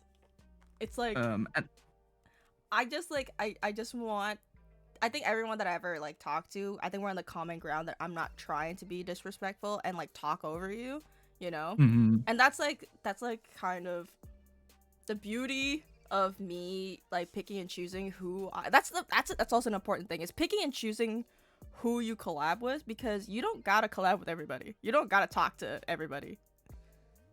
Not everyone's gonna like you, know? If you just pick like people who will respect you on your stream, then there should be no issues. Yes, exactly. If you feel like there is like just a tiny bit, then it's okay to second guess and think about it, or maybe postpone an idea. If like, even if you have problems yourself, if you just feel bad one day, like just don't do it then, because it's like you are gonna understand. It's like doing stuff together with other people, collabing and networking. Like, you are meeting completely new people, and it's very much as you mentioned, it's speed dating. We are it's you got to be at your best. So if you don't feel like it's the best, then pass it. Don't do it. I would also like to point out is, like, I always give people the benefit of the doubt, which sometimes it's not the best thing to do, but it's kind of like, okay, so I was also mentioning, like, when I was talking to a friend last night, I'm afraid of getting canceled. That's why I try my best to give people a chance before I like kind of cut them out immediately. I have a lot of instances where there's people who give a weird vibe, but if you ignore them, then if they post like a Twitter thing about me, I get like super nervous. Like, what if people don't back me up because I'm judging someone even though I haven't hung out with them? You know what I'm saying? Yeah, yeah. For me, like if I already hung out with you and I don't like the vibe, I'll probably never contact you again, and then you'll kind of get the message if you're a normal person. But if you're not, then a lot of people, like I've been, there's people out there who bothered me Oh, time and time again. And then I wait for them to get canceled because then it's a relief on my shoulder that I don't have to see them again. truly. Oh gosh, Chipana, you're putting me on the spot here. So you're saying if I don't get a message from you after this collab, Don't talk we're to me no again. longer friends. Listen, we We're done. already discussed about doing a merger, so I think you're safe. No. Yeah, we kind of have interconnecting circles. That's it's gonna be hard, and that's actually a really good point as well. Like, what do you do when Yeah. you are in a group, but one person in this group is like doing stuff with a person in a different group that you don't like particularly. So I put it out forward is I will always put my people first. Mhm. As long as you don't hold it against somebody for either like not knowing or being put in that scenario, because then if you're gonna be that petty, you're out, because I can't have that childish behavior. Put into example, um I have a one of my members has beef with somebody else, right? Mhm, mhm. If I am in a situation where I am with them or like in a collab with them, right? Um, if you're going to be petty and be upset about it, then you should not be a part of the circle, because Mhm. there are going to be situations where I might breathe the same air as them. It's not my fault, you know. It's Mhm, all mhm. in agreement and respect. Like that's where everything always draws, like the bottom line is like you got to be respectful and just accept things from here and there. Like let's put into another perspective that if me and you were beefing, right? I think me and Yeah. Magna will still be friends. I'll let him know and be like, I'm not really feeling Noid. Um I'm not gonna hold anything against you for hanging out with Noid. It's just like I don't want to be the same room as Noid anymore. I Don't just gotta don't say clip I'm that. so Don't clip that. I'm I just gotta say I'm so surprised you stick to the part of my name that people have the most problems with actually saying the know it part. Most people just call me North, and that I take that's a good thing. That's the easy part of the name. Know it is it's actually node, Oh and no, I'm it's so sorry. and it also means something else. It's a oh, what do you call it? It's we have three specific letters to the Danish alphabet, Why didn't you tell me and earlier? I said no it like 5-7 times. because I don't mind, but now you just said it like three times in a row, and then Yeah, I why thought, did you you know say what, it? let's get into this. But let me say let's say it quickly so we get back to the point. So, Danish letters has Danish letters has like three different specific ones to it, Right. and it's A, Ö, and O. Ö is a letter that if you write it in a as an URL, for example, then it won't show up because international standards says that you have to stay within like specific letterings and stuff. In Mm-hmm. Asia, you use like whatever it is, but so we generally like don't use the letter Ö outside of like the sphere, but there's also cool kids outside. I literally met like a French person who used both of these letters for coolness, I guess. But yeah, he my name is actually means nut, north nut in Oh. Danish, and the O and E part you was the old Danish way of writing the Ö, the letter Ö. So the O and E is essentially a merge of like merged together, and then it became Ö. So if you try and say out O and then change over to E, then in between lies this like vowel sound that is Ö, which is if you say null, that means not. Mm. So north not. I used to be a squirrel. I used when to I be just a got squirrel.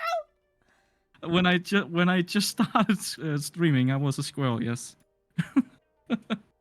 that's where it came from. I just stuck with the name because it's kind of nice. It's just it's unique.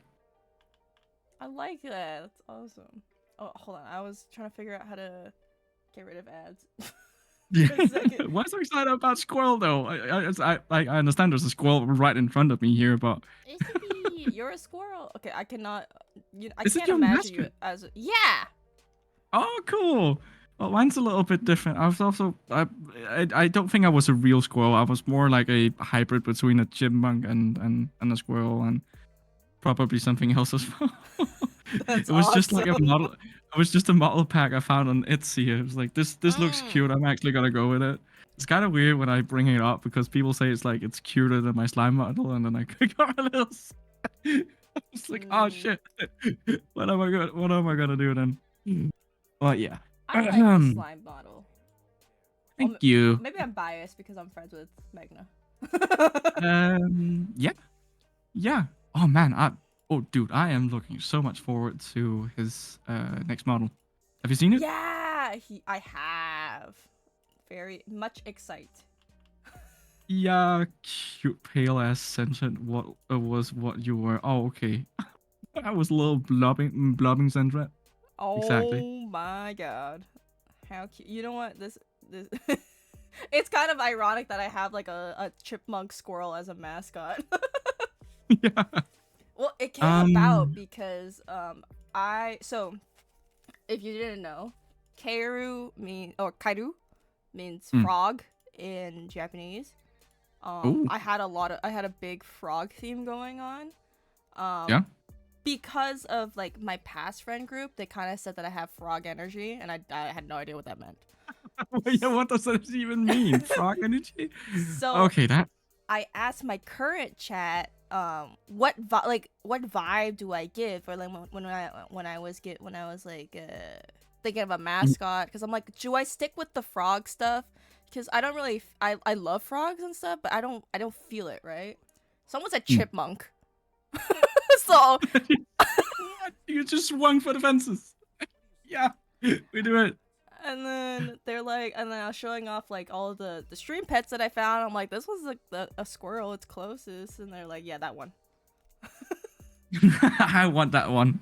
I want that one. Now Okay. Chippy lives with us, so Aw, he's really cute. He's really, really cute. he's eating. I'm sort of competing in cuteness with this one here. I'm the He's cutest. What are you sleeping talking now. Oh, yeah. about? The X'd out. Yeah. No. No comment. Wow. So, yeah. So, the people can certainly be a little like frustrating at times, and maybe you end up like not feeling too well about them, and now you don't want to work together with a certain individual any longer, but somehow you end up like meeting this person because you have interconnected circles, and honestly, depending on the situation, it is very much about like just being a little transparent and like bringing forward your feelings as objective as possible, and then just making sure that everyone in your close circle knows that it is not that you that knows that you are not like entirely on board with said other person. I think the faster you are, the better, because you might. I don't know. I'm just trying to imagine myself being in such situation that Right. I would. I don't. I fear that I would start like the problem would become even bigger if I didn't do something about it. It also depends on the situation. Like if you just don't like somebody, then if their name comes up in conversation, you can just be like, oh yeah, I don't fuck with them, right? Like within your friends. But if we're talking about collabs, if I see somebody that I don't fuck with, so it depends on how big the type of game and how big the lobby is. If it's a huge lobby for something like Goose Goose Duck or Among Us, I can avoid them. You know, I don't have to be interacting with them. But if it's a small thing, like maybe Valorant for a couple hours, I'm not coming.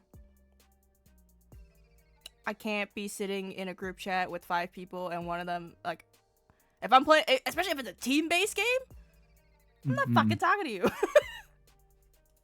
Yes, that is. So like, some bigger entities in our sphere says that like about like communities and stuff that it's really a really good idea to curate your community so toxicity kind of goes away, and you kind of need to feel yourself on when you have certain feelings about like another individual. Is it out of pettiness, or is it actual like, is it toxicity of some sort? Maybe talk to someone else about it outside, someone that you trust, and see if it's just yourself, or if it's actually something that you like. There's a really good reason for you to avoid this person. Yeah. And then yeah, it's like banning someone in chat for saying some shit. Like, get the shit out of here. Like fuck off. Like it's completely transparent. Like you want to be at your best, and if you have to like often be notified about a person that you don't like, then you won't feel all that nice. Like at the end of the day, having more positive things will affect you, or like vice versa.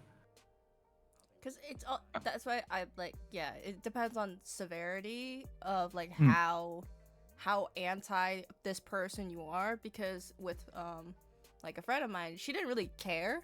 She was just like, oh yeah, we're not on speaking terms, and then she let it go, you know, like. And then maybe a couple weeks after, I don't even know if said person knew that I was gonna be in a stream with them, but it's just like, it wasn't a big deal. We were just discussing K-pop during the stream because I was there because of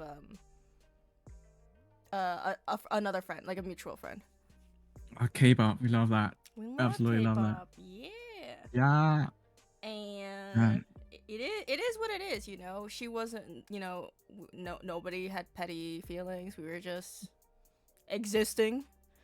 It is what it is. But I know of petty situations. Like my friend was telling me a story last night that he didn't act in a way that he didn't like act immediately to a situation, and his friend got mad at him, and I was just like, that is a little too much for me, you know.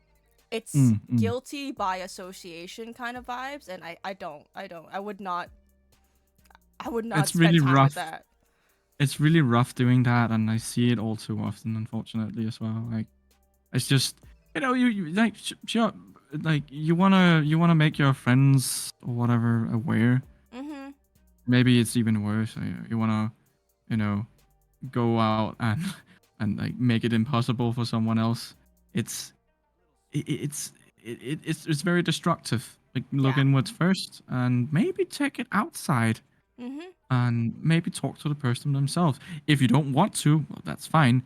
But that's what I'm saying. A lot of people don't want to put in the work. So that's my thing. It's like, people love to complain online but won't put in the work. understandably so. Like, man, we're so busy already. Like, what That's the true. fuck? No, but I'm saying, if there's an issue, and like, if you come to me, right? So if you have a problem with somebody and you came to me and I didn't do anything about it, yes, you can be mad at me. But if you didn't come to me at all and you're mad at me for not like banning somebody, that's not on me. No.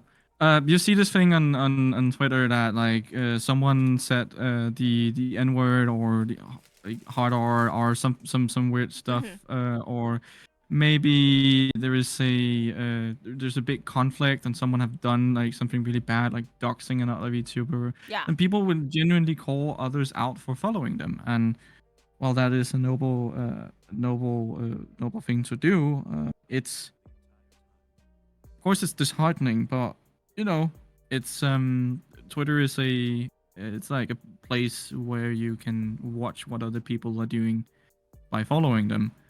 So for me, when it you means follow nothing. What? Sorry? For me, the like following, it doesn't mean anything. So the It's guilty by association thing, like that's why I hate Mhm. it so much. Is like, put it into perspective. I follow 1,394 people. You're telling Mm-mm. me that I should know what every single person that I follow says or does? It's really tough. Yeah, it's very tough. Like, what way? Huh? And Do that's why I you say, what if like? you're going to blame me and not come to me being like, hey, you should unfollow this person because they're racist, they're sexist, they did this to said person, I'm like, that's doing your job, you know? You warned me, so I can now Mm-mm. unfollow them. But if you're just gonna be like, oh, you followed that person, you're an asshole. That's stupid. That's stupid. It's actually like, wow. Okay, that's a lot of words I don't give a crap about. Mhm. um. Yeah, it's really tough on that point. Twitter is a a place, I'll to place. say the least.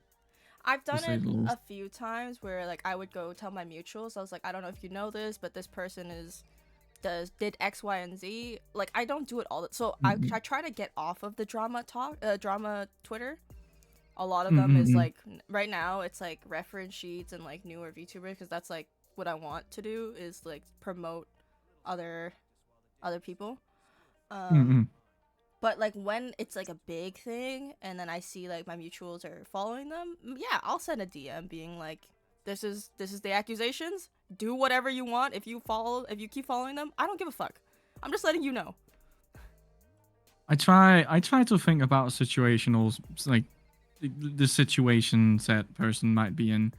Why are they writing this? Have they just like seen 6 videos on the topic and been completely brainwashed, or have they prior? Do they have prior experience? There was a Nichi-san VTuber who was particularly disinterested in white people, Mm. um, and was very very vocal about that. And a lot of people came out and just said, like, this is weird, man. This is really weird. But this person possibly do have a lot of bad experiences. So Mhm. he, like, this person has something like in their baggage that makes it so, and that makes it kind of sad because now I don't really want to be mad at him, but still do. It's not my fault, kind of, right? And it's so tragic. Mhm. All this person really needs is a bunch of like good experiences, and then boom, well, the drama not really there any longer. Or perhaps as as bad as this is, it might just be content for like said person. It True. was a lot of jokes, from what I remember. So that was his vocabulary of jokes, Right. essentially. Right. Right. Which is sad. But yeah, like the whole like cancel culture stuff. Like, oh, this person said that. Let's make sure that you unfollow them now, and the whole deal with Hogwarts Legacy, for an example. That was also insane. Like, lots of different VTubers just straight out stopped streaming because they got bullied off the internet, precisely because of that. Hmm. it Yeah. it's it's tragic in a way, because don't necessarily have the full picture of the Mhm. situation, um but like interacting with them might make it worse anyway. So in my perspective, I just kind of try to steer clear of it and not really interact with it at all. I do mention, like, when bigger stuff is going down, like, let's say, uh, uh, that Kenji got doxxed by a close friend group of his. Mhm. Um, I talk to people about that, but my own personal relationships with other people and stuff that I have going on in my life, politically at least, well, it's mine to keep, kinda. Yeah. No, I completely agree. So I'm someone who enjoys drama from time to time, not being in it, but like to consume it, because it's human. A lot of us love consuming drama. um That's why reality is so big. Reality TV shows are so yeah. big. I It, made it a makes us feel commitment. better about ourselves. It Sorry? does. It does. I was gonna say I made a commitment to, since I am in this space, I will never commentate on things that are happening in the space. So I'll do celebrity drama. I'll do like K-pop drama. I'll talk about like maybe Oh cases. no. Oh But no, I'm just ruining your no, no, image. no, Oh, no, no, sorry. no, no. But I mean like those things. No, no, no. I'm saying like by myself. I won't cover like if somebody um like on Twitter, you'll never see me comment on any of those things, even if I am a big supporter of Kenji. I am not involved in the situation. Why am I giving my 2 cents? Mm. And I only say that because there's a lot of people who kind of like get engagement for talking shit about we know who it is. It's Dove. Yeah. Who will be like, you know, being like, "Yeah, you guys are assholes for still following Dove. You should not come back." I'm like, Yeah. why do you think that you have a say in X, Y, and Z? Like, I'm, especially if you're in the space, it just causes a lot of drama, unnecessary drama, because No one wins. no, No one really wins. No one exactly. wins. Like, I think Everyone loses. I know that it took a big toll on Kenji. Like, I'll cover like a little bit of it because I don't think I'll ever currently be as big as Kenji. So like it kind of has that kind of disconnect where like I might talk about it, like the bigger VTubers. But Don't say that. but if I do get Don't say like that. that, like what also is like if I ever collab with Kenji and he hears me talking shit about him, well, first off, he knows how to Oh, take he's shit. yeah, 100% he would just snap back at you. He will fucking cuss me the fuck out. But Yeah, obviously. it's like that shit Mm, is gonna follow you if you're putting mm. your nose in, and then you end up like being, that's what it, like what you mentioned earlier, being in their circle. They're like, oh, that girl was talking shit. Mm-mm. It's just weird, you know. It's just like she had no business in our business, blah blah blah. Like the bigger draw, like Yep. when I think after a solid amount of time I would be willing to talk about it, but there's really nothing to talk about because the situation's over with, right? Remember the Shy Lily and what was her name? What's her name? You mean Bay or there's been a few No, things. It was the dolphin one. the one that had the same design Yeah. or similar design, I guess. It doesn't matter the specifics, but it's just like there was no reason for me to say anything about it, you know? No. Yeah, that's true. Like, why would I comment on it? But so many people were kind of like harping on it. And I'm like, Yeah. oh, I also reached a point where like you ever like look at like all the bills that you have, and then you look at all Mm. the people who are gaining fame from starting drama. I was like, who wants to fight me right now? Because I want to get popular, get quick rich scheme. Oh yes, I thought about this. But I also kind of just feel like that. It's gonna I'm follow not you. in. Like people are gonna hate Yeah. you. I'm not in a position where I want to create spite for other people for any reason, at all. So I don't think I will. Like it's not a journey that I would want to take for any reason because I don't really see any personal gain. That's what I'm For me, saying. I don't have anyone to cause out. Like I don't have beef with people. You wanna start? Not well, okay. So planned beef is a different thing, right? I like strongly suspect that some of these things that's been happening have been planned beef, but it's Yeah. it's it's a crazy conspiracy, and we don't do that here, do we? I don't know. Actually, do we? Do you? I don't know. I wish that I could, but like I feel like at this point, if I had beef with somebody, no, I think people would Yeah. not believe it. Because I talk about planned beef so much that people would not believe that I'm actually fighting with somebody. They're like, nah, she's trying to get famous. Shut up.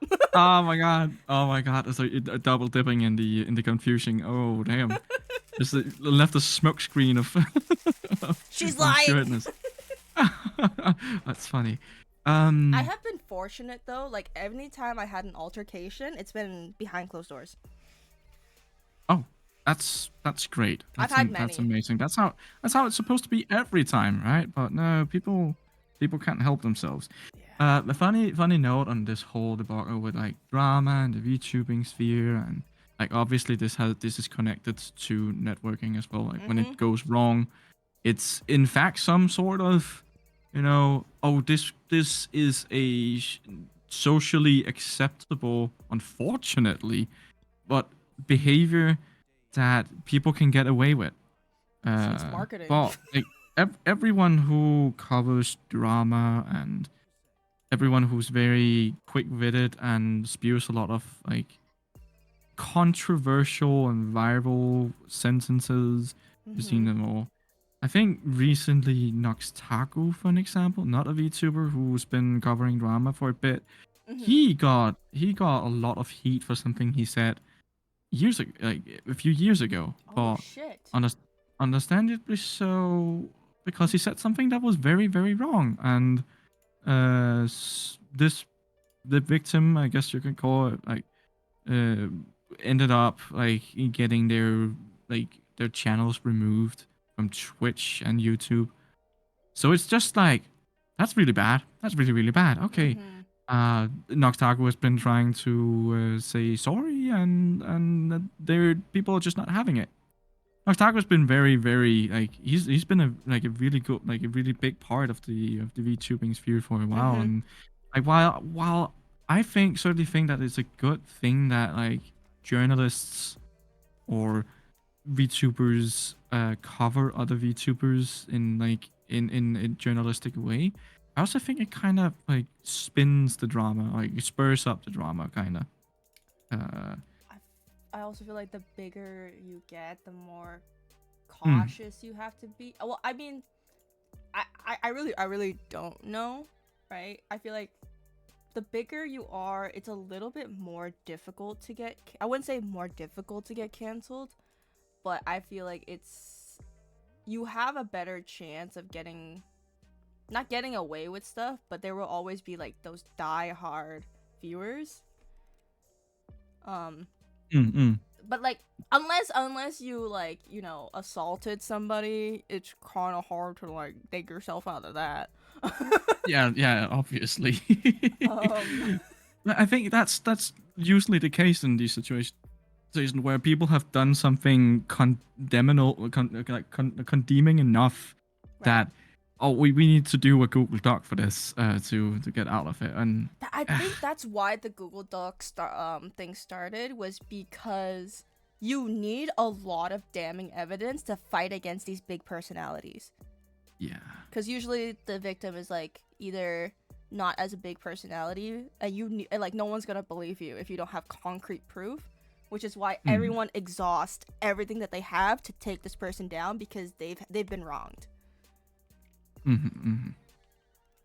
It is it's honestly very scary, and it's very understandable as a VTuber who's been in the sphere for a little while that they are scared. I have multiple friends who just does not collab with other Mhm. like other VTubers at all because, That- oh, this whole sphere is just filled with people trying to take advantage of you. yeah, So it's I'm someone who enjoys talking shit.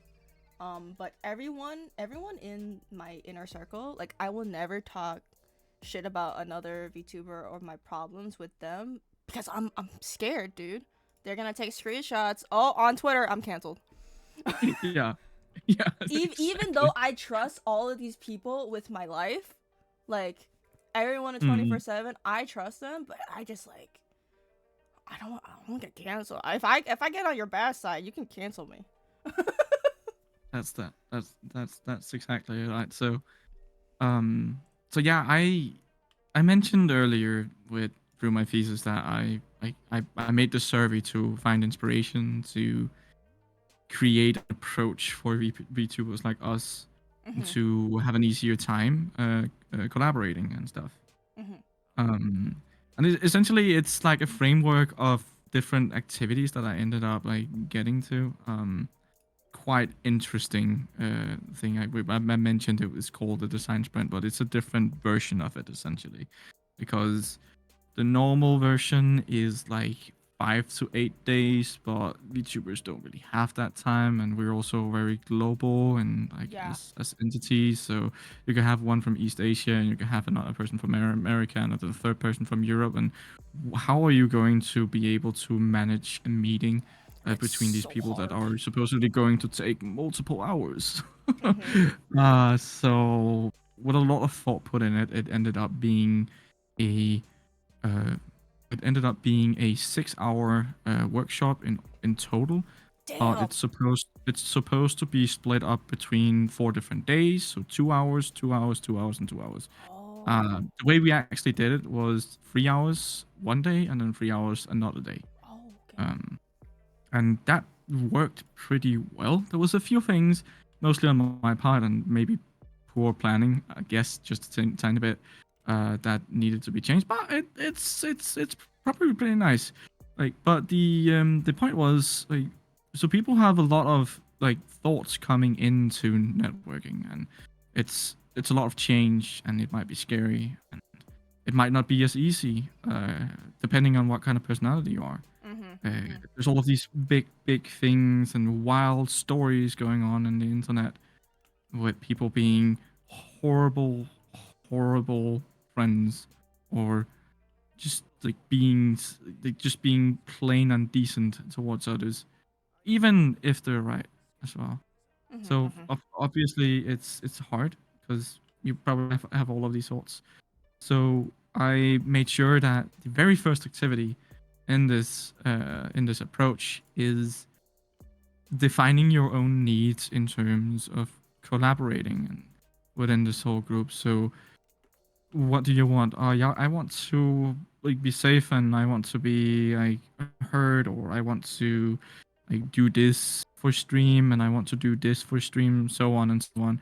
And the more people you kind of have, the more complex it will be, of course, but the more you will get around.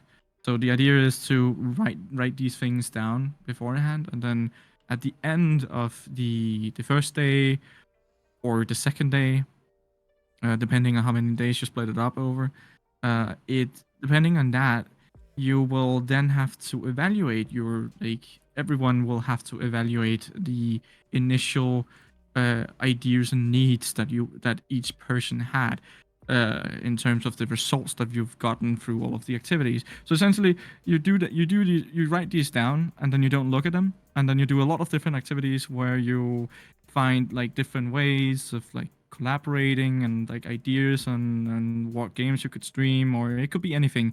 The like the activities is essentially very flexible because you can come from any background and have any need, and then it's essentially just frameworked in a way so that everyone gets to design a way to collaborate together.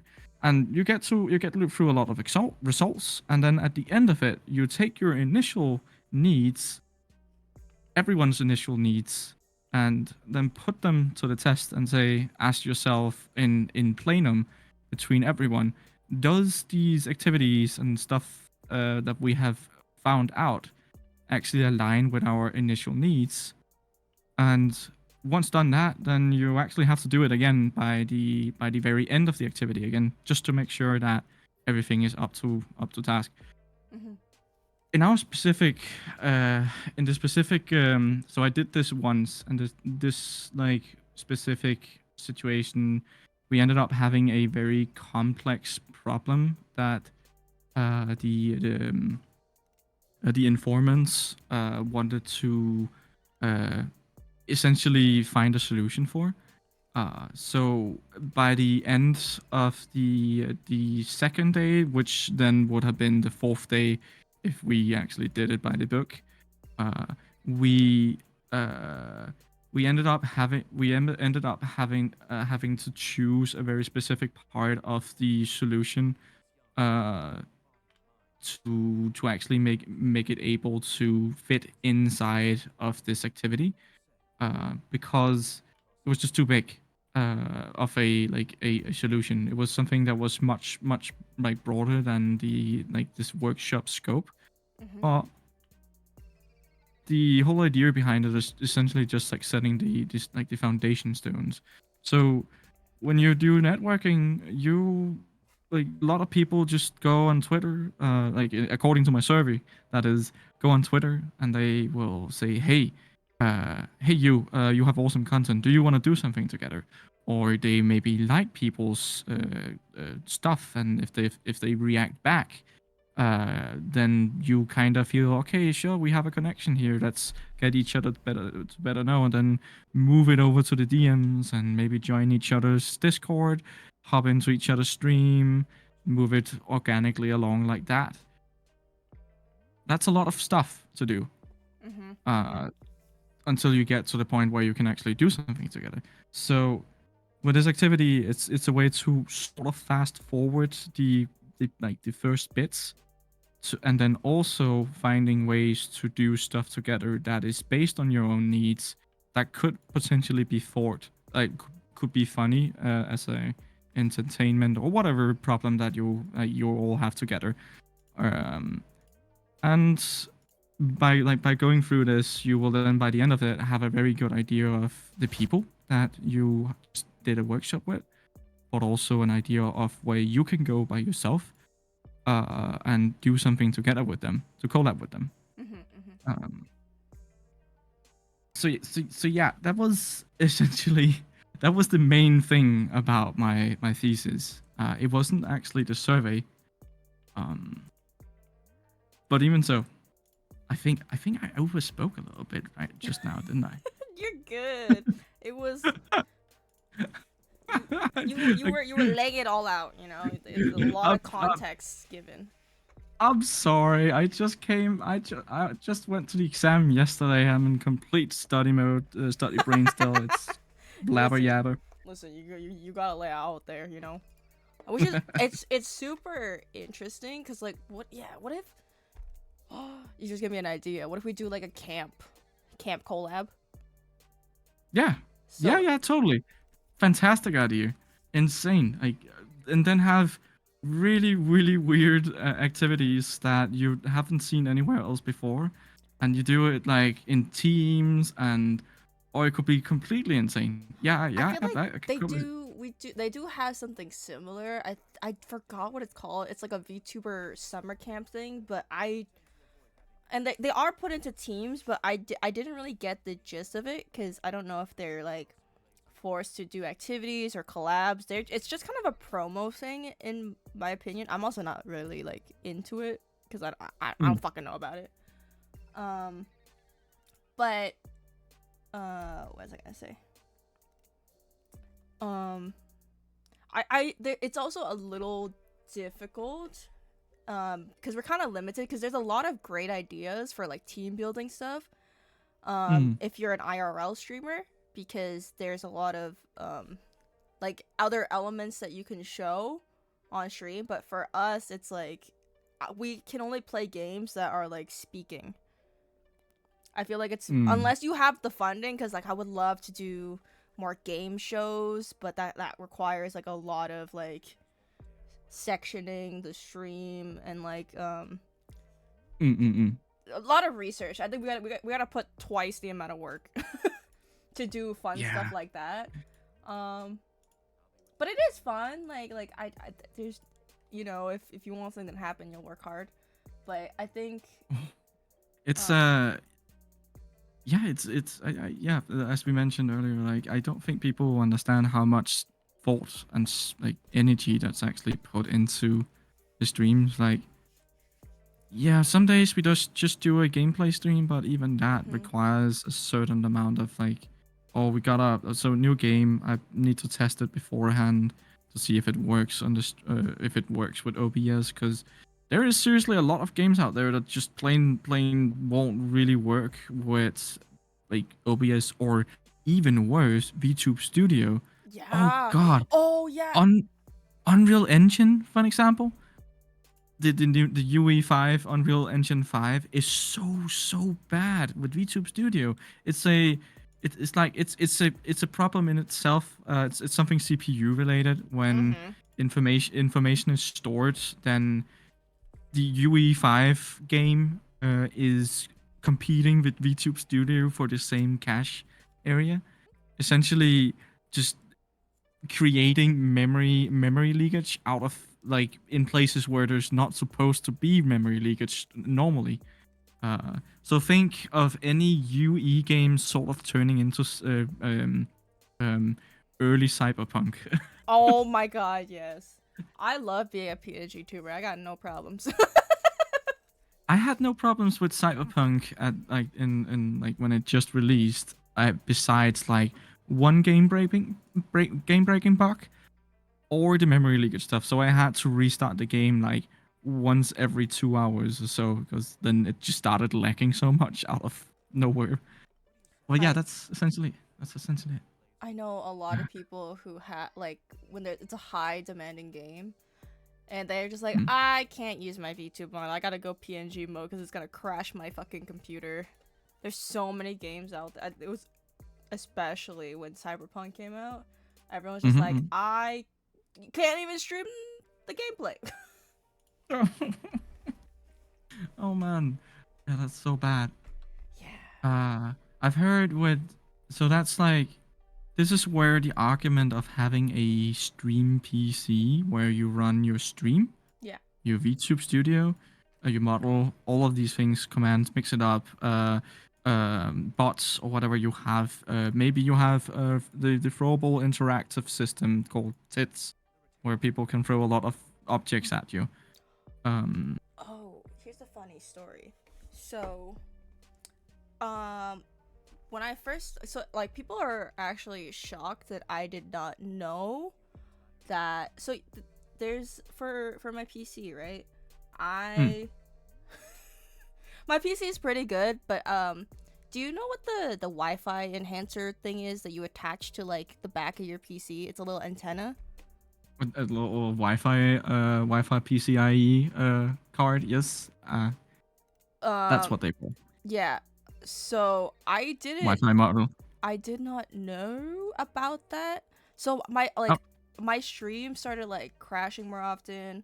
I have so many fucking things on my stream at all times. Like people were surprised that I didn't have that like Wi-Fi thing. oh, And because it's like, how are you streaming Valorant, which is like so high demanding with all your overlays and all this stuff running? I was like, I don't fucking know. I stream over Wi-Fi too, by the way. I don't use an Ethernet cable. wait, did you find the ice issue then? I did. So when I brought it in, I was just like, every time I can't play Valorant on this. Oh yeah, because my Valorant kept crashing. I was like, I tried like resetting it. I'm like, it just not like when I open the specific game, it won't open. And he was just like, he opened the box because I brought everything back in the box. He looks at the first thing on the top. He's just like, this is the thing that you need to plug in. And I was like, oh.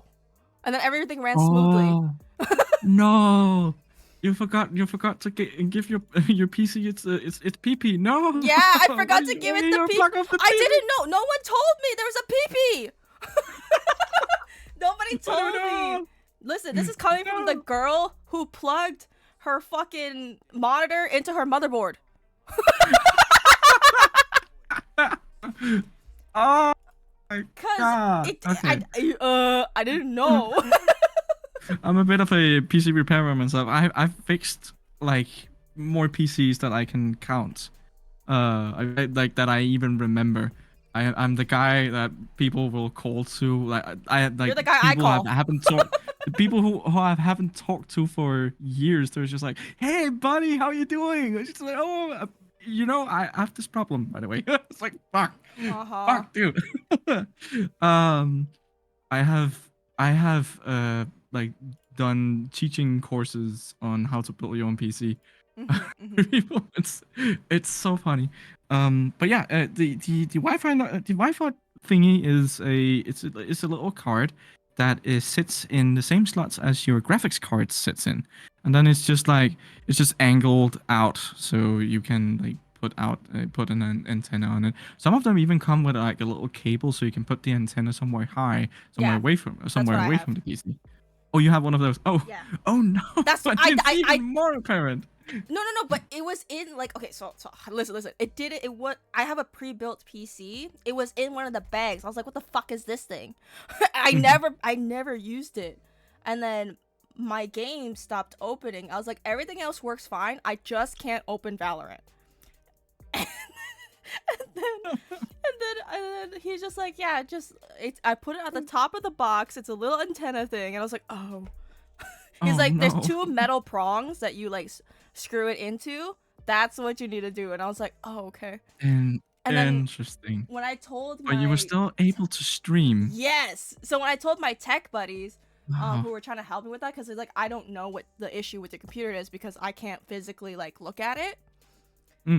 They were just like, how are you streaming Valorant with the PNG model with all your overlays on top of each other? I'm like, I don't fucking know. That's interesting. I'm a miracle. I don't know. I kind of have an idea on. So Valorant is run by Riot Games. Yeah. And Tencent, and Tencent has a few data collection services installed in Valorant and also League of Legends to Yeah. like anti-cheat and other things. Oh, fucking Vanguard, man. Yeah, Vanguard. Ooh, it was a bummer for me when I installed it because I needed to do something very specific with my motherboard. It was strange. Yeah. But so I imagine it just won't allow you to run the game if there's not a proper internet connection. I think so. It just like Probably every time why I it felt crashed. like I was getting. So I think at the time, so Valorant has a lot of issues. I always have that glitch where the game is 2 terabytes, so you just gotta uninstall and reinstall it. Yeah, I know. Wait, okay, I I've know. got what? That's like What? it's a common glitch. Like a lot of people have this where the game just I've never randomly heard of this. becomes 2 terabytes. I don't even have 2 terabytes on my drives. I have a. It's a glitch. It's a glitch. That's why your shit will stop like working because your CPU and your shit is like, oh my god, 2 terabyte game, 2 terabyte game. You know, it's like it's kind of crying inside.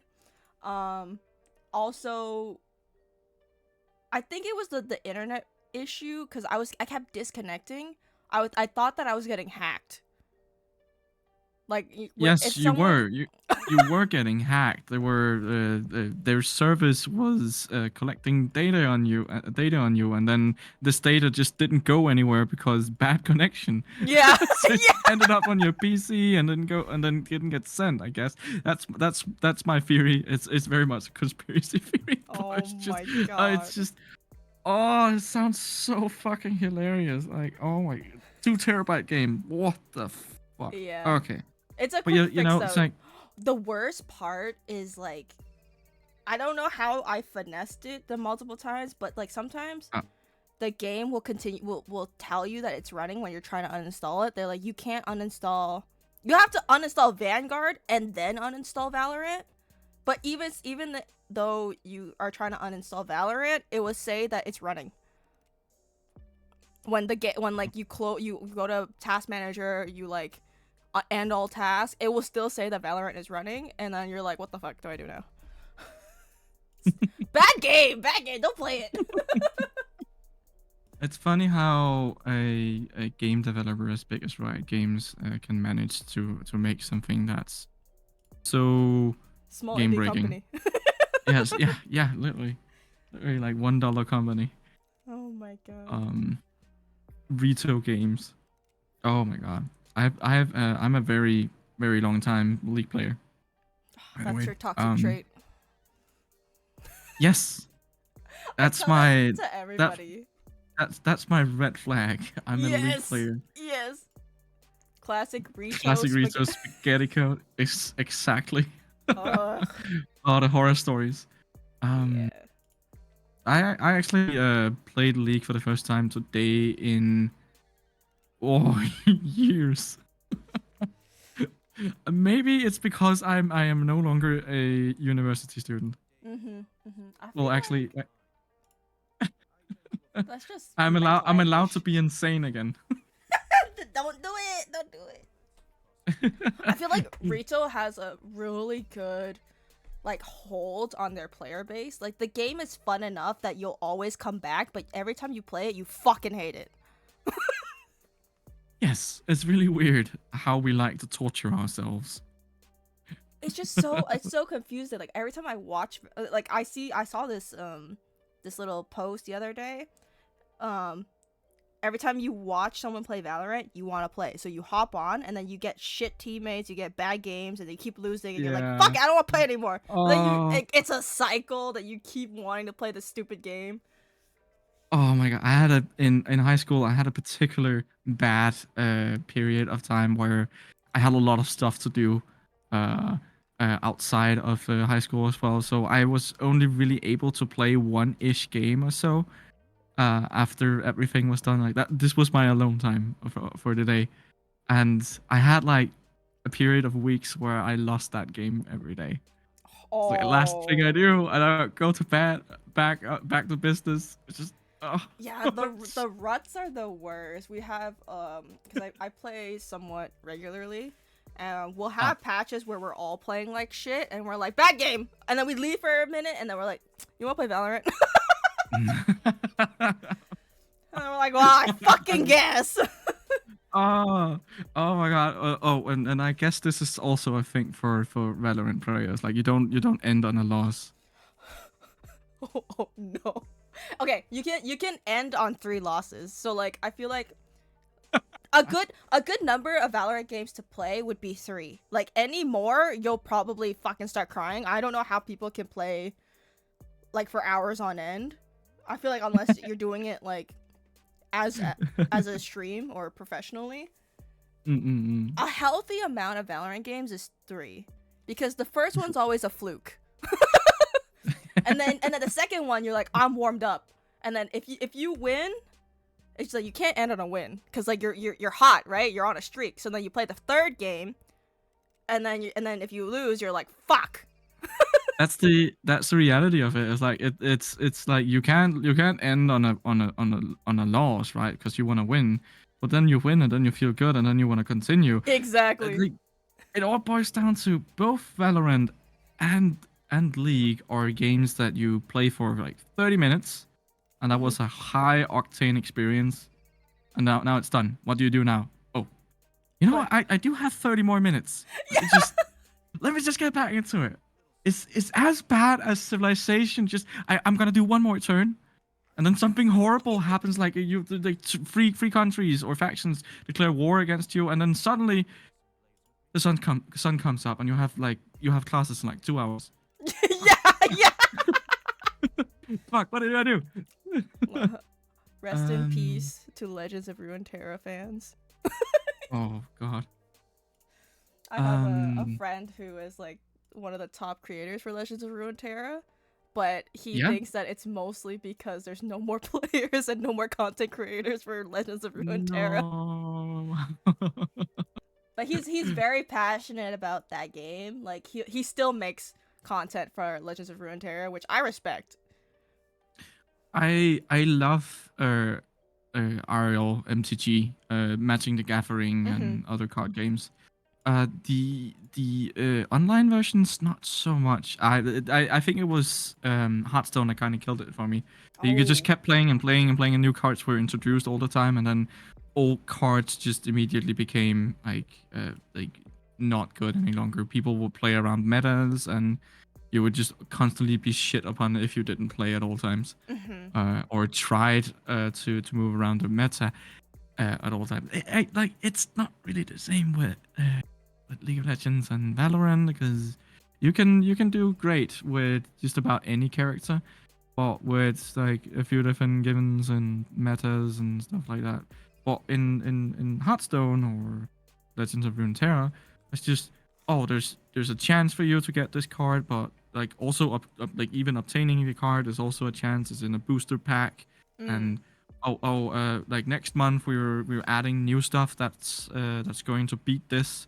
So this stuff that you're trying to obtain now is gonna be irrelevant, and we're gonna do this the next month after that as well, and then going on and on and on and on.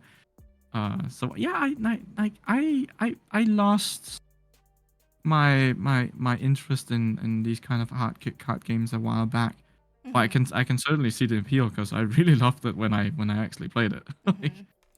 But I feel like it has, well, since the game is is technically dead. I feel like that's the only reason that's hindering the content creation part. I also think like the way that you're describing it, it has longer longevity for like content creation for that specific for those specific type of games. I don't know about Hearthstone anymore because I think it's I don't know much about it, I but haven't really researched it either. I'm not getting any notifications.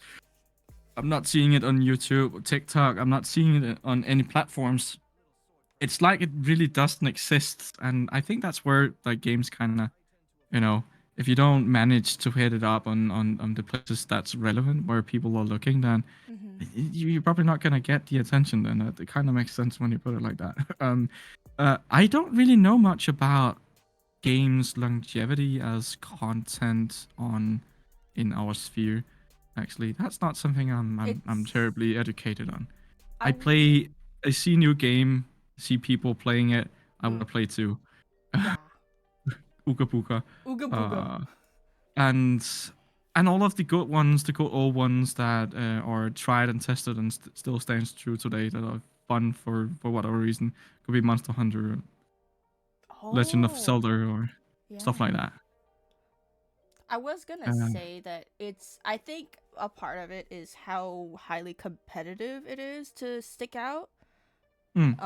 Being not only being a VTuber, but like for certain games, like if I'm to stream Valorant or League of Legends, that's so competitive. There's no way that someone's gonna choose me over if like, let's say someone XQC. Yeah. Yeah. Like, because he's a good player, right? I was gonna say, like, okay, yeah, if Tens and fucking Tarek are streaming Valorant, of course you're gonna be watching them. But at the same time, I was trying to think of like a VTuber. Oh, VTuber who's competitive. Yeah, I mean, like my friend Blue. My friend Blue is pretty popular. With Valorant, so like if I was to compete with her, I think a lot of people would choose to go watch Blue, especially higher rank too, kind of more impressive gameplay. I also don't stream Valorant anymore. Oh, okay, yeah, well that is, But if I was to decide to, I feel like it's kind of difficult, especially like I think my high for FPS games, I think I have a better chance with Overwatch. But it's also highly competitive being a VTuber playing Overwatch because there's like so many. I think I see a lot of people who they're doing particularly good in some category, but they don't want to make the switch to say, okay, then I double down on this category of game, and maybe take it to YouTube and make videos on it as well, because they wanna keep the variety streamer the title kind of. True. So I have a mix of both. Like a lot of the people that I do collab with, we are all variety. Like we'll play variety games together. Yeah. But I also have a good people who are like a niche, and who like I interview them on this show, and I ask them like, do you feel trapped in this in playing this one game? And they say that sometimes that they do because if they switch to a different type of game, their viewership will drop. Yeah, yep, see that all the time. Mayoshi does gacha games, those do well. Then she swaps over to Persona 5, the newest version, I think. And boom, she has like a third of her viewers that she usually does. That's insane. It gives a lot of these streamers like existential crisis, because sometimes you don't want to be playing the same thing. And like it's hard, like if you're caught up with all of the like updates or whatever, it's kind of like, because like let's put it into example. If I was streaming Genshin Impact and your Oshi was streaming Genshin Impact, I think a lot of people would still go to your Oshi. 100%. Not only because of popularity, but like maybe I don't know, the interactions. I don't know where I'm going with this. No matter the category, if you're a variety streamer or you are a category streamer, let's just call it that. Hmm. Uh, the important bit is like you as a streamer and not necessarily the game, the way that you interact with the game Right. and chat and how they get to like everything surrounding that. That's the uniqueness. Like I can say that, and also like not really being that interesting in playing gacha games when I did it back. Like, oh my god, I spent a lot of time. One of my friends is currently going through some of the quests that are in certain areas of the game, and it's Hmm. just a lot of text. It takes days of streams like getting through a single quest. And there's no voice acting either, so people either read it out loud, Yeah. they don't say anything at all, or they just skip it. Yeah. I'd be skipping. Yeah, I'd be skipping it. I actually read it out loud on stream, and I think it was a good idea for me at that time because I was not used to using my voice all that often. So Right. it was a way for me to become a little better in articulating certain words. Yeah. No, 100%. I feel like it's like it's kind of awkward just to sit in silence while you're skipping through the dialogue. But also on top of that, I think a lot of people, if if you're not the first to do something, then people will be uninterested. Like if people have already played through the story, and then you're like, "Hey, I'm doing this today," they're like, "I've already seen this like 100 times. I already seen 5 other VTubers play through the That's story, do the that's challenges." that's certainly true, but your audience would probably want to see your reaction to it. That's true. Um, That's the only difference. Yeah. I've had a few cases of like a new expansion coming out, and then I weren't able to be there to begin with. Hmm. But people still came to my streams, just like, oh my god, now it's happening! It's the big thing. I was like, what the fuck are you talking about? And like, that becomes a whole thing in of itself, Yeah. and you can do a lot of that. Oh, no backseating, or maybe a little bit from you, or I don't know. There's tons of Hmm. jokes to like kind of latch on to in that regard. uh it kind of helps to elevate it a little bit because like, so you know the whole term around, oh shit, like you're pushing this person to become bigger, right? Like Yeah. you're sort of you're fanfaring them, that's like like in the literal sense, you're a fan and you're also fairing them. So like making like stuff up, or there is a big plot twist in the story driven game, so you tell the streamers some certain things to make it confuse them a little bit, and then Hmm. once they actually get to the plot device that's going to change everything, then like, oh my god, it blows up, like blows even bigger, and it's so fun. It's super fun. Like it's actually fun to see your favorite streamer to like look at something that you've already interacted with. It's also very true. Like okay, you've already interacted with this form of media, so there's no need to do that again. Yeah. So, I mean, okay, yeah, sure, you might not gain new followers this way, but that's Right. what rating is for, and that's what if you have a lot of connections for that, you are literally just being feeded viewers Hmm. into just not. Although maybe some of them leave because we've already seen this. They might literally just have come from a stream where this thing that's now happening is just being on repeat. Hmm. But some might stick around because of the personality. That's like at the end of the day, you are an entertainer, and if you're entertaining, then they might stick around. So depend like no matter the game you're doing or whatever activity you're doing, that's that's the thing. Very true. No, I agree 100%. I I think that's something that like a tip and trick for people is to raid people, because that's how you make friends. It's People really, becomes so happy when they get rated. yeah. And like I feel like the people who don't really see that are people who probably have like one viewer. Mm-mm-mm. at the time. I understand that it's kind of awkward rating with one viewer, but a lot of people like they don't really care. You know, it's even if you're rating your like by yourself, you can interact with the person you're rating with, and then it makes the interaction a lot more Mm-mm.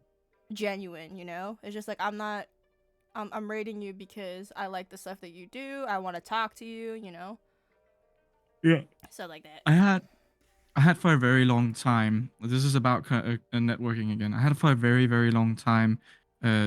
Not a lot of people that I could raid once I stopped streaming, and I think it was because I was like genuinely streaming midday ish. So Mm-hmm.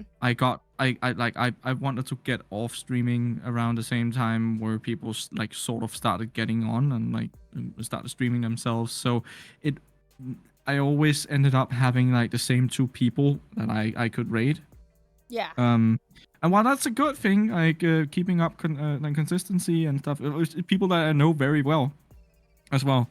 Um, it's it's a very good tool to connect with others and getting into their communities and just elevate the content a little bit, like, making it more interesting. The coolest thing I've seen is a person who has a shout out system where he will change from whatever he's doing whenever there's time for it. He will change over to a little talk show scene where essentially like we're sitting here. He will then like entirely swap sides. So he starts on the right side of the screen, then turns over to the left, and then in the middle there is this little shout out video, and then he starts commenting on it afterwards. He makes it a whole bit Mm-hmm. instead of just having the video and then funny and then continue on. What I was saying, thank you for the raid and hope you had fun, or what were you doing, the usual bit. No, he made it into a like an actual bit and stopped whatever he was doing and then just like completely changed things. That was very, very exciting to see, like really cool. Totally going to steal that idea. To be honest, It but makes it's it just more personable, and I know it might be difficult to do that if he's in mm, a collab or something, because then yes, that it's yeah, awkward. well, that's what happens, of course. Like then you're kind of limited, or in a collab, or like even with chat, it's not always easy to talk to chat. Like we're here right now. Mm-hmm. Um, but so yeah, it's just to highlight the importance of um like rating different people. Like make sure you find a lot. So I had to do this recently because I found that I was only able like really rating the same 2-3 ish people.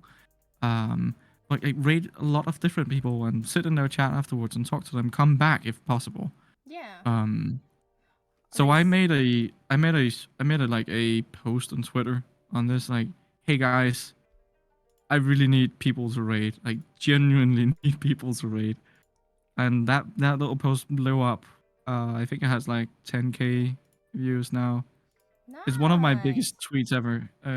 Yeah. 200, 250-ish likes and reposts, and a bunch of people who came out and was like, "Yes, please, do it." I'm not. Uh, I'm not gonna me. lie. I do have. So recently, since I'm so burnt out, I do Mm-hmm, rate the same people. I'm like, I know that you. I know you. You know me. I'm gonna. If I raid mm-hmm, you and I leave, you'll be okay with it. Usually, when I raid new people, I want to be interacting with them. You know. And if I'm too mm-hmm, tired to be making a new friend, I'll raid people that I already know and being like, "Hi, I love you. Bye." I do take a little bit of time to just sit and chat and try and comment a little bit on the content. But if I generally do have to move or go somewhere, I'm just like, hello, I'm bringing all my lurkers and my friends. I have to get going now. Have a very fun stream. Love your content for what I've seen of it so far. Mm-hmm. I think that's okay. I think that's completely fine. Yeah. I know, and you mentioned like the raid post. I know Hmm? you were talking about engagement bait earlier. That's That very much an engagement bait situation, and it's actually two of them in one. but Um, yours is actually genuine though because you want people to raid. I genuinely did. I just had this thought. I was like, when I stream, I have 3 people that I raid, and that's it. And I notice this is horrible. I noticed they will come into my chat and just like say like three or four things or something, then go and then stream themselves. Like I am online now. You can see me. It's like, oh god damn it, do I have to now? I have to rate this person. God damn it. uh, and I would generally like during streams, I would like to not rate them. I would start looking around on Twitch inside the different categories. I would like write VTuber or maybe the same game and then start looking there. And that's just it's not quite as it's I don't know. I would say make it a like a pre-effort to find people to raid and contact with. There's also a thing with like, oh, who are you talking to? Like, do we have a circle of people where you're just starting out? Is it are you completely new? Do you have specific times of day when you're streaming? Do you if you're streaming at 8, do you then wanna like connect with people and talk to people who are streaming before you, so you have a like a way of them to with you, or do you just wanna go with the same times and then everyone is streaming at the same time? It's it's a lot of work because like as a if you want to be successful, you like genuinely you would want to have people on both sides of your streams, which is a lot. I think we're kind of working towards that in our like different groups as well. The only thing we're really needing are still like East Asia people, or like Asia people, or Eastern Europe, I suppose you could say, on the other side. So we kind of like create our own little TV channel of constant VTubers streaming at all times. That's where the name 24/7 comes from. Yeah. Listen, what? The name of our group is 24/7, and that's you. We have the same. You know what? All of you, message me after this. we'll make a merger agreement. Because that's what I wanted for 24/7. Well, I have a lot of people who are like on the West Coast, like America, Canada.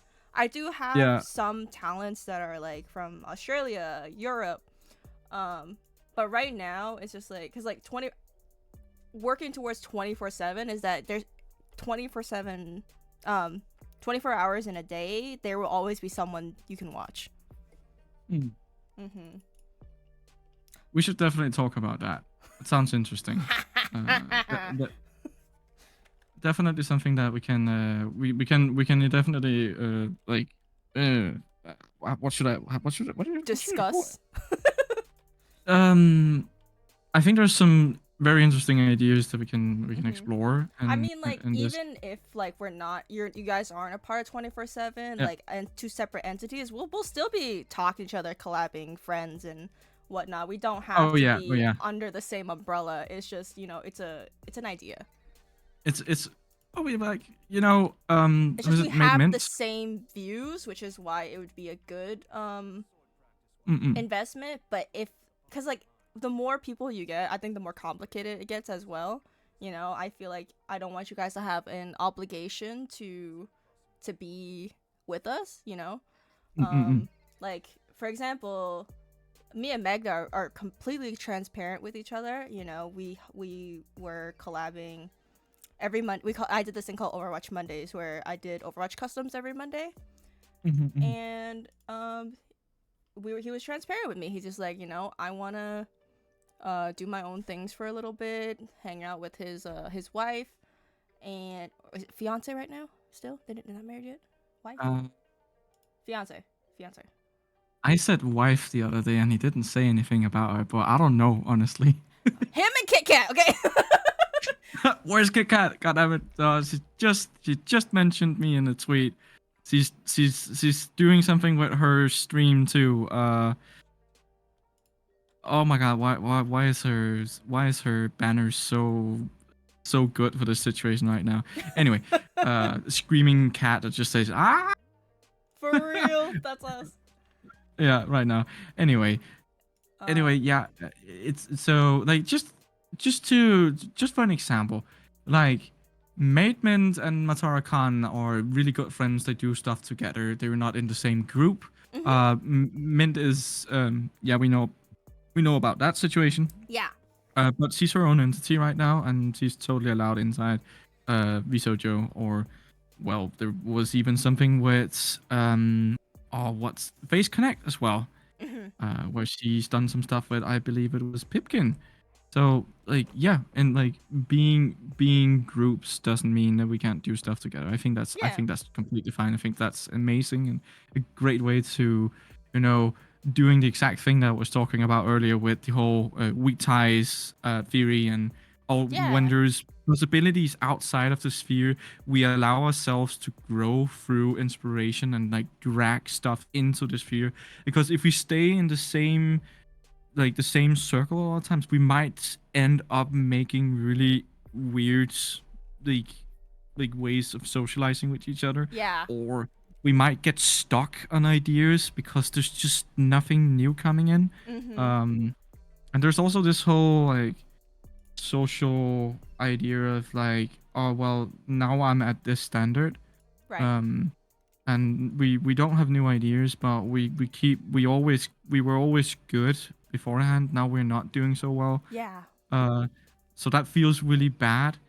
And if I decide to do something else than everyone else, because my viewers are tanking, for an example, Mm-hmm. then everyone else will feel bad about that, because now we're no longer doing this thing together. So from the very get-go, make sure that it's a very very open place where people can like generally do, unless you really do have this super corporate structure where everything is taken care of, and the only thing that the VTuber really has to focus on is the talent stuff Yeah. by themselves. um there's a lot of it's really funny how Nietzsche is Nietzsche is being made the corpo that has streamer and corporate problems, where Hololive is kind of made out to, oh, it's the fans that are the problem. Well, currently, in the past there has been problems with the corpo Hololive, but it kind of seems like they're on two different sides of the same coin, kind Right. of. Like it's very apparent. Like one side is the fans are just absolutely insane, and on the other side is the content creators that are, and yeah, maybe the fans are also because they watch them, but who the fuck do Mm-hmm. I know? I, Um. I think the main thing that blew up was just I think the original the catalyst was what happened with Selen. But I think Mm, I think there's just multiple, because like you know how like the severity causes the shift in your view on like a company. Like right mm, now it's very like after the catalyst event. Right now it's very different because so like each group in Nijisanji is missing a member. If you take a look at it, every single group is missing one person, either for personal mm, reasons or they had problems with management, and yeah. all of these stuff come out. Like the people who have already graduated, it's the fucking the secret about it. It's no longer a secret, you know. Mm, Everybody who's graduated who has a different personality, they do still treat it like an NDA, like they're not allowed to discuss that was them, but everyone fucking knows, mm. you know. So people so if you're in their the new personalities are disclosing what happened when in their past life, quote unquote. So they fuck it, everybody knows, because they're not technically discussing it legally. They're not discussing what happened because they're not using the exact words like when I was in Niji Sanji this happened to me. But since everyone knows that they were a part of that was who they were, that they were Mm, treated mm. this way because of X, Y, and Z, and like Yeah. that's how everyone views them now. It's very sad. It's very sad. Mm-hmm. Because, but yeah, sure, there problems, a lot of problems. We don't want to see that. It's and people becomes disinterested and blah blah blah. Besides all that, there is a very big part of our community that has been a pillar and like pioneering male VTubers, for an example. And now they are under so much scrutiny that it like they have lost like, I don't know, was it 60% of their stock over a small period of time? It's just like they were severely hurt, and lots of different reasons, blah blah blah. You know, it was like, but on the positive side, they kind of do seem like they're bouncing back a little bit. It hasn't been nearly as much.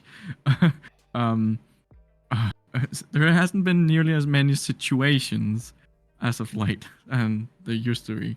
There's gonna be drama tonight coming out, and it's because you jinxed jinxed it. Oh man. Oh man. Oh well. I mean, okay. If you take like 10 minutes, then you'll find some kind of VTuber drama on Twitter anyway. So, like, who am I kidding? Of course. It's just, there's since of like the so-called anonymity, like being anonymous, because of the whole creating a character thing. People kind of hide behind the character. There's a lot of shitty people out there. I mean, that happens with like online personalities too, like IRL streamers too, but I feel like Oof. I feel like it's more difficult because your face is out there. I actually just watched the documentary the other day, Danish one, about Danish streamers, RL streamers, and no, not RL streamers, but streamers with face cam. Yeah. They, especially female streamers, has experienced that their image is like being scrutinized through the usage of certain AI models that are capable of stripping them of their clothes, and then this stuff is put online for everyone to see. Essentially, it's fucking disgusting, man. I literally can't. And you know what's crazy is that it happens everywhere. It's so insane. But like to big scales, like I don't know. Have you heard of the Nth Room? N and then TH. It's a case in South Korea where I think South Korea. I've heard a little bit about it, but not too much. So like people are selling pictures of women, and like it's the same thing as the Danish streamers. It's just like they're getting deep faked, and people have no fucking remorse at all. It's just like it happens everywhere, which is fucking insane. Yeah.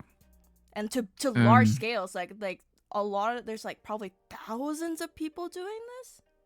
And like you don't know who, like if you're an internet internet citizen, you probably don't fucking know, right? Nope. Well, and it's, I mean, okay, what are we getting? This is almost to be expected by now. Nowadays it seems like a lot of bad shit starts on the internet. I think a lot of us just live chronically online, so but like there's kind of like when you are a VTuber, it kind of feels like a shield. It is. I know that there's some people, so the only part that can get you permanently like canceled, I guess, would be like your voice. Like if you were to a lot of people, when they get canceled, they rebrand, but your voice will always give you away, and your mannerisms.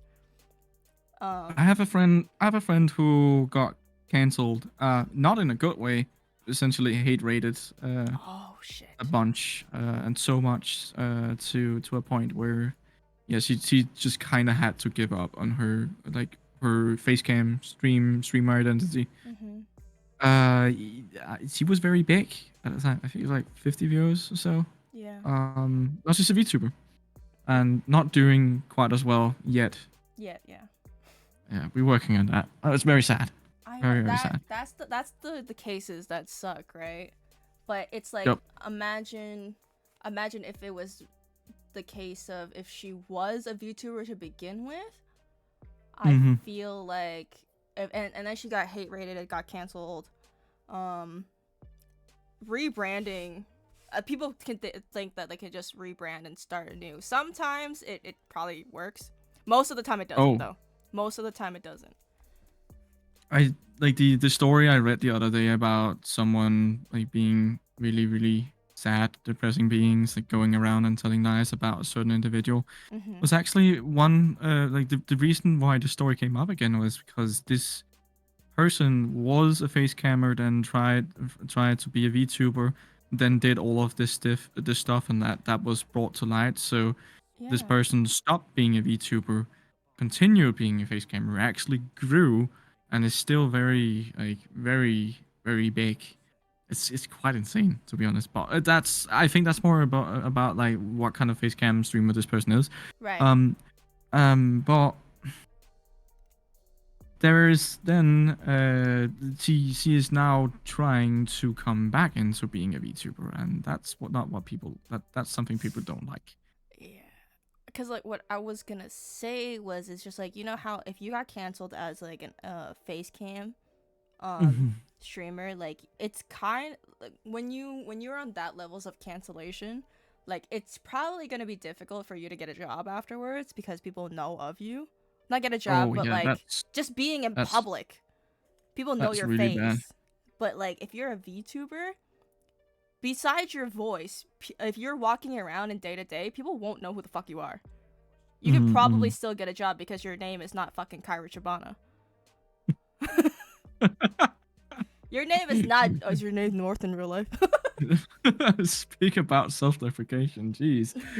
So, uh, in my country, you have special events for celebrities that they like people, even streamers nowadays, Mm-hmm. are invited to. If I ever was invited to any of those, I would not show up.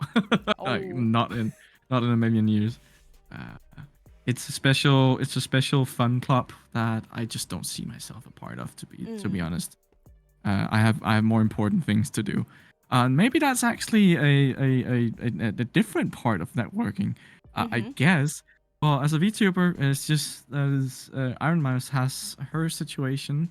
Right. We don't wanna like put our faces out there. That's just how it is. Mm-hmm. And that's the nice part about it.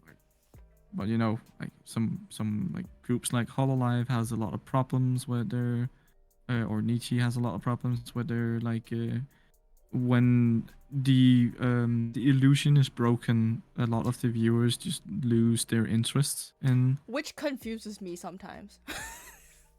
Yeah, I get it. Like I there don't. you are. So I feel like it's different with us and so when I first started VTubing and stuff, I Mm-hmm. didn't get the appeal of exposing yourself.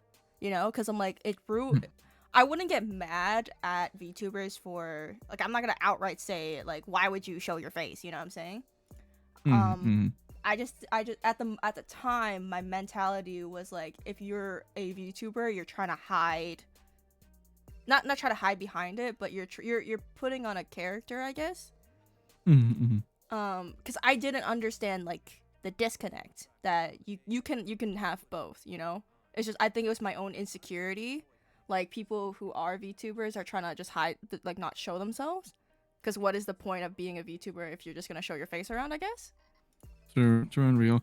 A lot of Western VTubers as of late has come out and done RL content and are showing themselves on camera quite a lot more, and it's such a great thing to have to like be a role model on that, Mhm. like on that specific. Because yes, like I think most of us are doing this because we don't want to show our faces, and oh, stuff really bad stuff can happen if you end up doing something not good Mhm. But somehow. like that's I think with all like whatever's going on, especially attending like uh in-person events, I feel like being a hybrid is not the worst thing. I have so I currently am hybrid. That's why like my view has changed because I wanted to expand onto things like cosplaying, um, making in-person content is something that I want to work towards because for me I don't just want to be streaming games online. Mm. That's basically it. But Hmm. my view has changed. You know, you can have the best of both worlds. True. But before I was just like, yeah, I want to be completely anonymous. You know. It's tough. It's really really tough, man. You obviously. So I do have a life outside of streaming. Obviously, like Mm-hmm. studying for a while. Okay. During my thesis, I was so alone. It was so bad. I mean, I live in live in a satellite city to a bigger city, Mm. and I I didn't go into the bigger part of the city until yesterday for a very long time. Like very long time. I think it's months. It's been so long.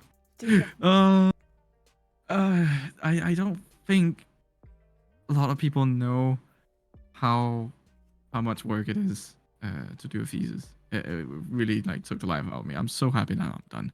But yeah, so where did we come from? I have a little bit of ADHD, so I kind of like lose the train of thought sometimes. Where did we go from? We were talking about like merging your in-person life with your streaming life, like the being anonymous as a VTuber. I think that's also a good thing. Like if your entire online life is with your VTuber, that's like a separate entity from you. You can still go about living life. That is completely true, but it's also very tough. So It is. I know of a few individuals who do not talk about what they do with their family, but maybe their friends, maybe some of their family knows. I would argue that it's better for you to have a more open relationship about what you're doing and not like feel proud about it. Of course, it can feel cringe in the moment when you just get started, and or maybe you want to prove yourself that it's actually working. I Right. see if like a few people who are like they are very sad about their situation because their family is not interested in this kind of thing they're doing.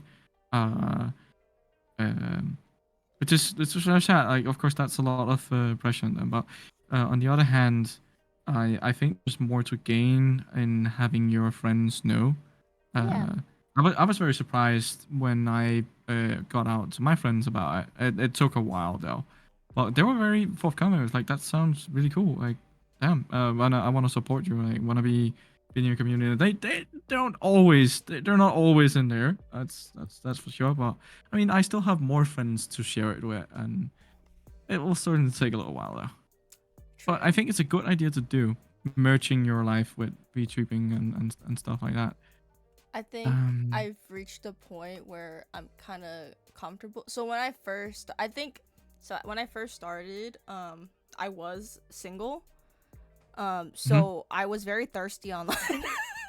I wasn't a YouTuber. I wasn't a YouTuber. I wasn't like trying to like hit up anybody. Why but do we call it thirsting, by the way? Is it like, okay, I'm gonna joke about this. I'm just pointing that out. So is it like is it a female only thing to be thirsty? No. It's everybody. Because it's always a problem when you actually are in a relationship that the female just don't drink enough water.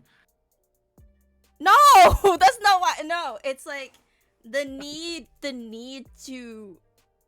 So it's like, imagine if like the let's say Gojo, for example, right? Gojo? Let's just say Gojo is the water. You need the water. You're so thirsty that you need the water. Oh my god. It's like a necessity, you know? Oh my god. No, I was gonna say... I'm gonna change my color. I don't want to be watercolor no more. Okay. Listen, so I understand. I play gacha games, for fuck's sake. Yeah. No, it's like you're very attracted to these 2D characters, and you just say like outlandish stuff. Now that I am not single. By the way, that's another topic of conversations of fans who have a problem with VTubers having relationships. I'm like, are you parasocial or what? Anyways, I digress. This is the next topic that I want to study. Mm-hmm. parasocial behavior. Oh, it's everywhere. Oh my god. How do you curate a healthy relationship online, which is still parasocial in that regard? Per definition, it's something like Mm-hmm. normal relationships are physical, uh, It's platonically. it's the way Um, that I explain stuff is very like basic. I wouldn't say that I'm uneducated. I just got a lack of vocabulary because I ah, always end up saying like it's all mental. I keep saying it's all in your brain, man. It's all how yeah. you perceive things and how you act. Like common sense is not so common anymore. that's uh that's a common way of looking at it, I believe. Oh my god. Yeah. No, so yeah, and that makes sense because of the internet, and everyone is like sort of getting pulled towards ideas that's not from their own culture and Right. community and That's a stuff. big thing. We don't rely on our senses the way that we used to do, like in the 80s or 50s. We didn't just go on our phones to like get our immediate rewards, or Hmm. if we did something bad, someone like cost us out, we would spend some time between like going back from work or to work, which would take hours because everyone didn't have cars. And the whole industrial era just changed the way that we live so fast. I don't think we necessarily changed like with the technology.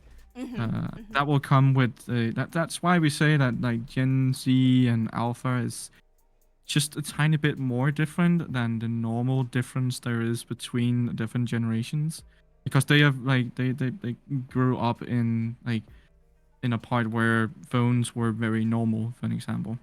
I just on top of that, like Whereas all hmm, generations are like that. They'll always accuse the newer generation for being different, blah blah blah. It's mhm, mhm, just natural. indeed. They have a whole thing in a whole new word for a special behavior in China that is about the young being lazy and not having the motivation to do anything. Apparently, it's a whole movement. There's a lot of people who just does not want to do anything or like contribute to society. I feel Uh, so old. So I used to manage a McDonald's. I used to be a shift manager, and damn. I would work with a lot of like high schoolers, and like I would feel I would feel like the old lady in me being like, these kids don't want to do any work, cause they wouldn't. It's like they want to be paid to be on their phone or like use the bathroom for half an hour. I'm like, just go home. Damn younglings. Why are they like this? Why can't they not just be proper? But Uh, there's some like like it's not all of them, you know. Some of them actually wanted to work for their money. hmm. It's just like it's a different era where like, you know, being a child of two immigrants who worked two jobs, who worked hours on end to try to make ends meet, you know what I'm saying? Oh, okay. um it's different for everybody. It's just like I think since they've worked so hard, they expect the same outcome for the next generation, but the next generation is kind of more fortunate, I guess.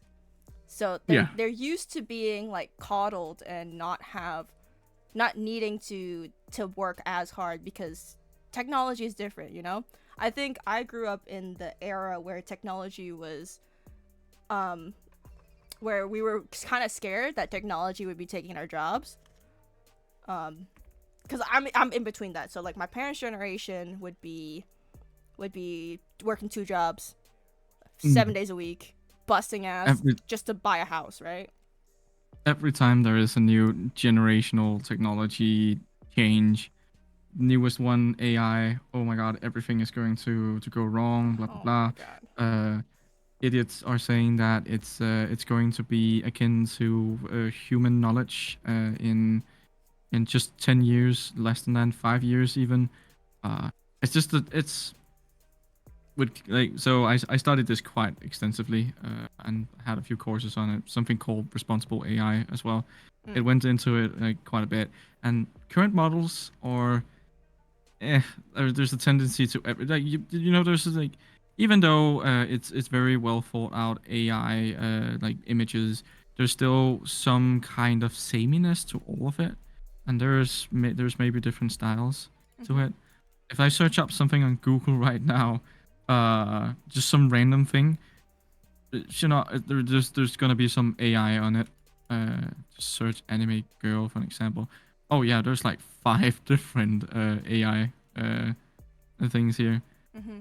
And that's very unfortunate, but it's it's that same style, all of them, Mm-hmm. and that's because of the nature of this kind of technology. It's the current the generative AI is based on a black box essentially. You put something into the black box and then it it keeps it and then uses that, and then at a certain point it like it oh I need some more information for this. So like the way it creates this is like through a feedback loop of like this is a good model, this is a bad model, this is a good model, and then it gets rewards every time. It rewards itself each time it does something good. Mm. And therefore the end result at a certain point will then like point at the same direction, and everything that it spits out would be sort of the same ish. So it's not really creative. It's not really new. Even though it's stealing art in like which is very common, or a common denominator in our work culture, Mm-hmm. it will at a certain point like be so sameness that you will still as an artist be able to make creative stuff that are like easily recognizable for not being AI. Um, it's something that people just don't want to understand, I guess, because there's so much doom speaking about it. I'm not Mm-hmm. trying to I'm not trying to virtue signal for AI at all. I think it's a bad way that it needs to be regulated really heavily, but Mm-hmm. there's reasons why it's not being something U.S. economy would have crashed if AI wasn't a thing. Right. um, but it's in the works. I think the thing that AI needs is more transparency and a way for it to like be opened up so we can see what led to a certain piece of generated AI or generated content. So, for an example, a specific image would be okay. This hair color and this hairstyle was from this art piece. These eyes and this style was from here, and like what works with went into this. But because of this black box nature, this is not possible currently. So Mm-hmm. therefore, there will be, if regulated, well, Japan is already regulating it. They're trying to like come down on people who are using generative AI to and using others' works already. This will spread at a certain point where like people who are using this as an income source will start having problems with it. That's Yeah. also why you see on X that they will use your content uh, as a part of the service plan now. So they like it was we were not really told about it, but it was like publicly announced somewhere else. So you have to go into your settings now and then say, please don't use my content. Mm-hmm. And at a certain point, they will also just say, well, now when you no longer get to opt out of it because we need your content to create our own AI stuff. Mm-hmm. Um, Which is absolutely bonkers. yeah, but yeah, so it's not that I don't like AI. It's just the current situation is like what it is. Yeah. But doom talking about it, like with generational, oh, there's a new technology, or we being put out of jobs. I'm backtracking here. Yeah. Um, so yeah, it's kind of crazy. So okay, I want to talk to you about something else then. So Mm-hmm. uh, the the change of slang and stuff. How do you keep up with that? Oh, okay. So I feel like because I was gonna say, so if it's specifically VTuber stuff, a lot of the people that I talk to and collaborate with, we don't really keep up with the VTuber scene in general. Like we're not like the typical VTubers who kind of conform. We kind of just do our own thing. We're not very conformative to other people's like slang. We kind of are the type of people who just hang out and then end up making our own inside jokes. But if we're talking Isn't that about general internet slang, it's just like it will be everywhere. People are brain right? rotted. Oh no. I found today that my League slaying did not sit all that well with the people that I was playing with, because they were kind of not League players. So it was just, what are you talking about? Okay, give me a moment here. Normal brain mode. It's just So true. it's really weird. But isn't that's super important, isn't it? Like, to not conform to like the general way of doing things, to stand out and like be interesting yourself. I have a question. Like when I do VTubers the week, I have a question. It's like, what's your favorite like VTuber trend? Everyone who I've ever interviewed who was like a homie is like, I don't do that. They don't have like an online presence that much like I do. I also don't do many of the trends either. So like I think we're just a bunch of people who like to vibe. But that's like a lot of people. I don't know. That's just the circle that I'm in.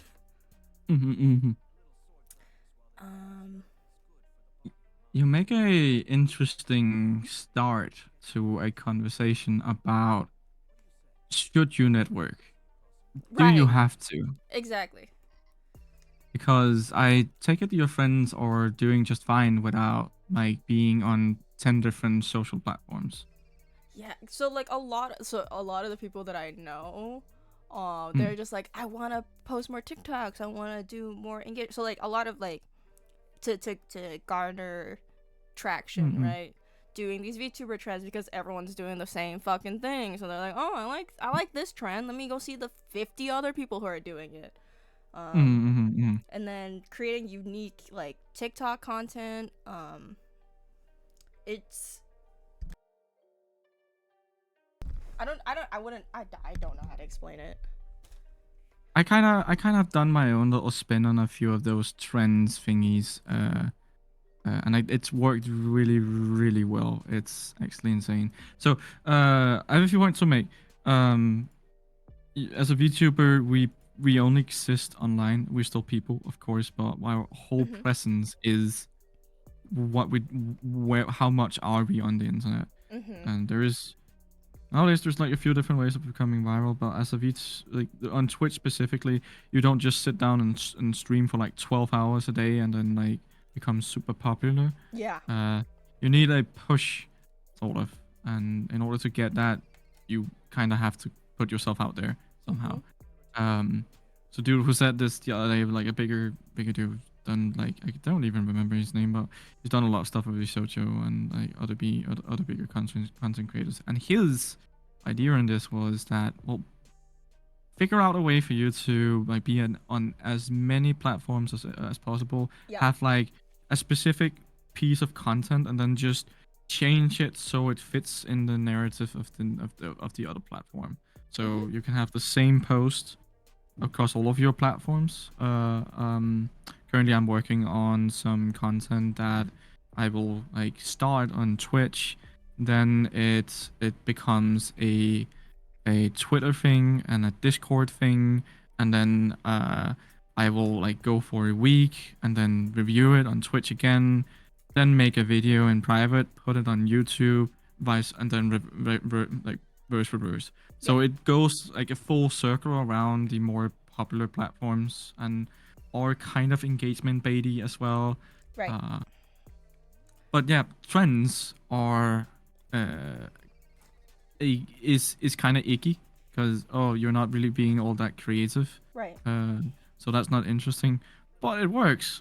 So that's like you wanna put the blame on people for doing something that works. Well, like, okay. It's That's also like it's how seriously you're taking it. Because a lot of the people that I interact with, they're not full-time streamers, so they don't have to keep up with the trends, you know? They'll yeah. do one here and there if they get tagged in something or if they like it. Like Magna be tagging me in these in these posts like once in a while, you know. Oh yeah, those with like 15 different tagged other VTubers, and then Mhm. whenever someone writes something on this, everyone gets a notification. It's just like then it just blows up like Yeah. completely. And then like, it's like you have 30 different notifications. It's insane. Yeah, those are. I've had a hard time. I actually have it in my notebook that I was supposed to do one of those at some point. Because I wanted to, just as KitKat did just now, say Mm. thank you to everyone Mhm. that I have it within my circles. Um, but at the time I didn't have it. It was a really, really good point to like those of you who want to do stuff on social media. Have one day during your week, just set like 1 hour aside, or maybe a little more to begin with, and like make a Google document or some sort of document that you can like get into on your phone, on different devices, wherever you are, on the road, or like quite easily get into on PC or whatever. It's it's your notebook for posts that you want to do, ideas for Mhm. posts. So once a week you top it up with like maybe 10 different ideas, so you have a little more than for 7 days. And then every time you find an idea or something that you want to do, maybe you want to steal an idea, or maybe you just want to make your like something completely unique. If you talk with your friends about it, somewhat, write it down instantly, and then boom, once you get to the next part of the week where you're supposed to like find new ideas, well, then it might not be as bad, and then you might not spend as much time on it. So it makes you kind of disconnected, and it makes it easier to log in the morning, for an example, make some posts, log off, don't look at it until the day afterwards, and then you do stuff. But boom, you have a plan, and it's much more manageable in that way. It no longer has to be, or you need to be constantly online on the different platforms to Mhm. interact with people constantly, and do stuff constantly, and looking for trends at all times.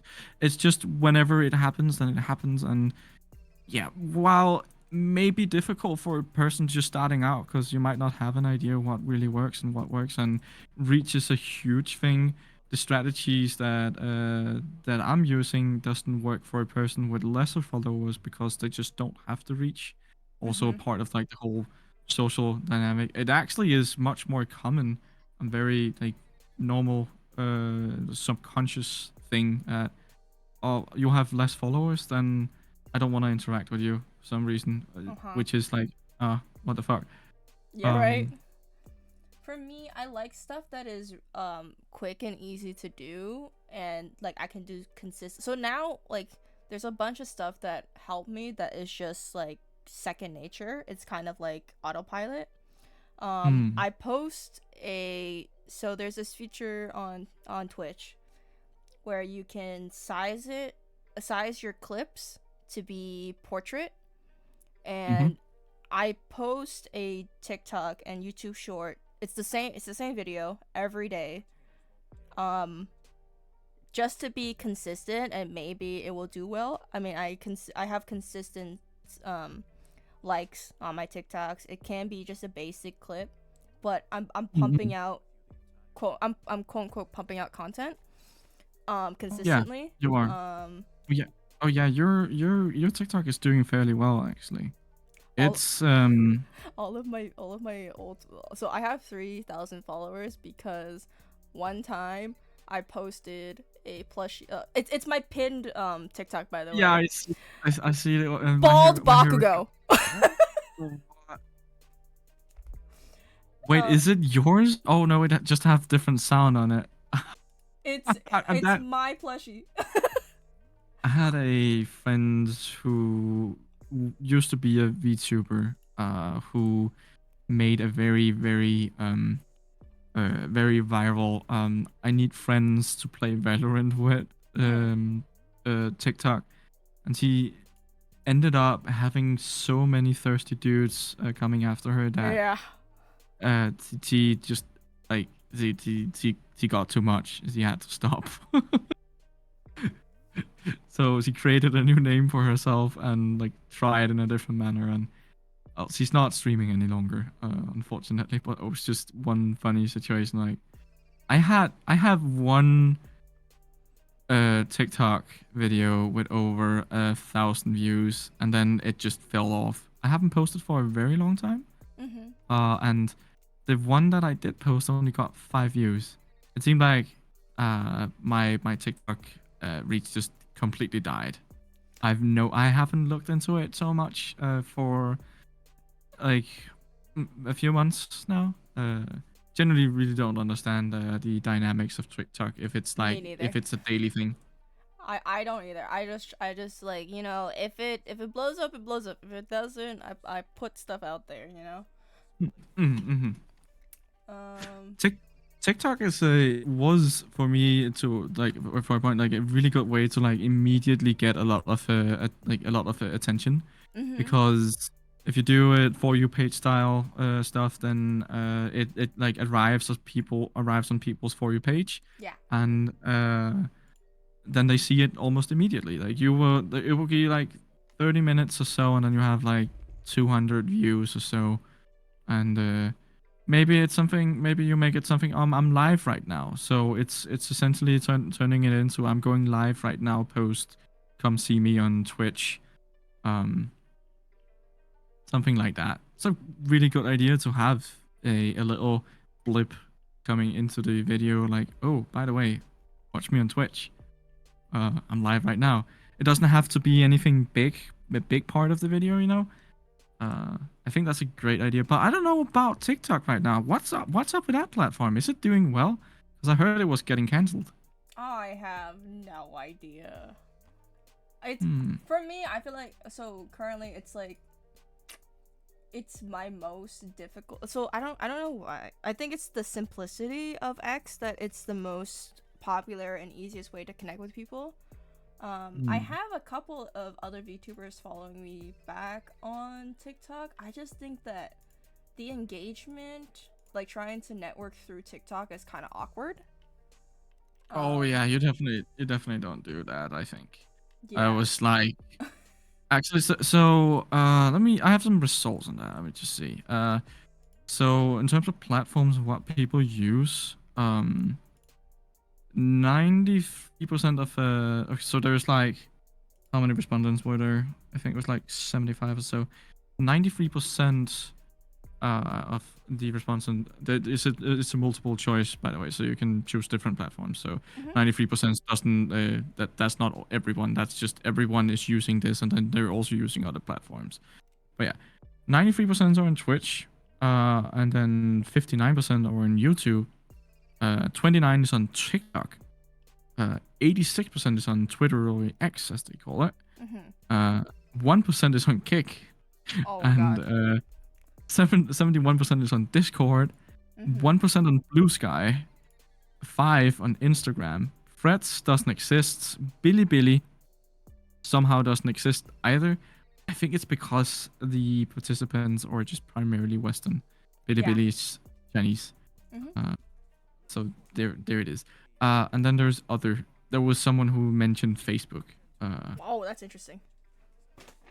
Well, there's streaming service, there's streaming stuff on Facebook as well, but I Yeah, it's just I haven't seen it for a long while, and I don't use Facebook any longer either. So it's it's wild.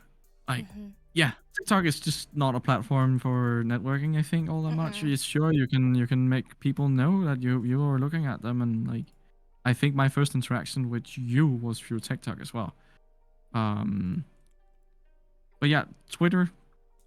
It's just the Twitter, Twitch, and Discord. YouTube seems to be like the big four, and Mhm. then TikTok is kind of there, kind of coming, like sneaking in a little bit. Heads up, But I've I'm good for another 30 minutes. ah If that's okay with you. right, that's fine. Yeah, I've damn. Mm. I also probably should grab some water. Anyway, Hydrate. what do you think are the best things to do for collaborations? Oof. With new people or with people you're already Let's friends say with? both. Because Let's say I would like to do more original content. So it really depends. So for me, with new people, because I know, so I need to phrase this well, because so with new people, a really good thing to do is to do a vibe check offline. I know some people do it. I personally should do it, but I don't. I usually bring them on the show to get to know them. And it might create a situation where the person that I bring on think that we are now acquaintances. Because they've already been on my stream, but it's just like this is my vibe check, you know? Whatever you say on stream is your vibe and person, like what you want to put out there, right? I feel like that is yes. That's such an interesting way of going about it. Much more than I believe people do. I think. Yeah, I did have a question that kind of went into this as well. Because I feel like I don't have enough time to do vibe checks offline. I prioritize a lot of, like, I hang out with my partner. I play games offline with my other friends. But it's just the point in my adventure right now is that that's what I'm prioritizing. I know a lot of people, if you have the time to do a vibe check offline, usually play games with them. That's how you know what they gonna be like. If it's like with friends that I already like kind of like and know, like it's just they don't want to do it, lazy ass motherfuckers.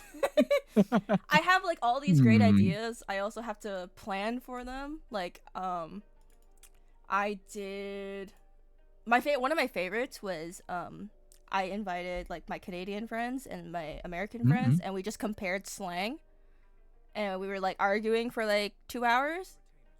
Oh my lord. Wait. Let me. Oh damn, that's a lot.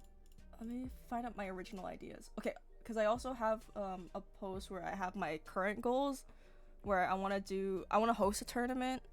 I want to host a duo competition where like people compete to be the best duo. What else do I do? There's more. I need to find it.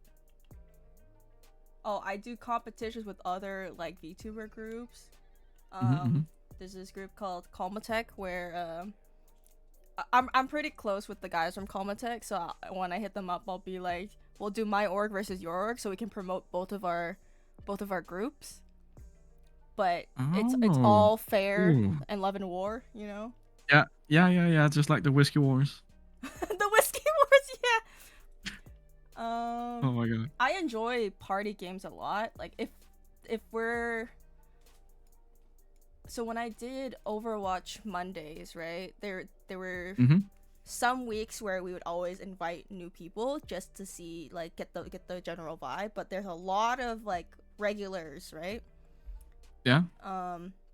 When I do big collabs and stuff, I always have like a emotional support person where I'm like, please come, because I'm gonna lose my mind if these people are weird. Oh, I did a Oh no. Oh yeah. The biggest problems I've had with that is that people are just super nervous. Yeah. And they have trouble articulating or trouble getting to a point, or stuff along those lines. I've been there. We've all been there as well. So it's hard to really hate people for that. But yeah, there do genuinely also be like some oddballs out there where it's just, I'm not quite sure that I can ever work together with this person again. Yeah. uh, Oh, I did it. So like, if I know that, mm, so I knew that these three guys liked Pokemon, so I did. I ah, invited them for a Pokemon quiz. But it was like pure brain rot. oh, I think Magna he's been working on a Pokemon quiz for it's like since forever. Yeah. Like since the dawn before the day before dawn began. Like when I met him. I were talking about this, and they still are. This is like probably the most original thing that I do is just Mhm. invite people and like chat with them. Originally I did it to get to know, like, I am somebody who feeds off of another person's energy. Like, that's how I am funny. Like, I will make jokes off of like whatever you say, or like, I usually, it's hard for me to talk to myself. Okay, So okay, I okay. So, also don't know how to talk to people well, especially with the interrupting mm, thing, you know? I'm trying to learn how to talk to people, you know what I'm saying? yeah. I think you're not alone in that. Everyone is to a degree. Uh, Mhm. it's like, oh, new person, oh, new way to talk to them, and oh, new circle, Mhm. new way to talk to them, and we grow all the time, and we get new great ideas, new slangs, weird ways of working together, stuff like that. It's a constant change. Um, so you mentioned like just chatting, and I hit them up a little bit beforehand, or like doing this whole show here, and then like sizing them up, Mhm. What? and like checking them out, vibe checking them Yeah. through this way, right?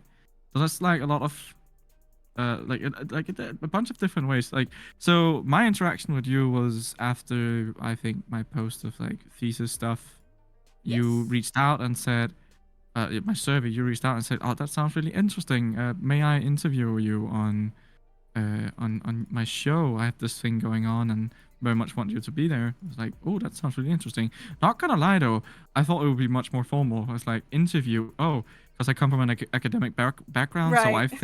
I think in terms like literally just started like thinking, okay, questions. What kind of questions is he going to ask? When is he going to ask me? And I was just waiting and waiting for these questions to arrive that never came. It was just like, what the fuck is going? Okay, this is a different thing. I decided to go and check out your stream and like a few bars. It was just like this. Yeah, this is way more like just chill, down to earth. It's great. Mhm. Um. So yeah, a lot of just chatting, and you reached out, and we spoke a little bit on Discord beforehand. I joined your Discord just to check it out. Yeah. Um. And yeah, it's that's a great way. That it kind of seems like that's what most people do as well. Like, this is gonna sound weird, but like most people, according to my survey, is into like a little bit of foreplay.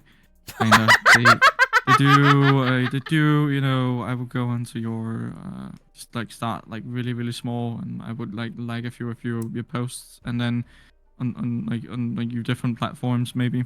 Mhm. Mhm. Uh, then maybe reposts something interesting if it's like seems important to you, follow you, uh then hop onto Twitch and like interact in your stream, and then hop into your Discord, because now it's serious, and then now it's personal, right? And Yes. then ask you to go into the DMs. We're sliding that way now.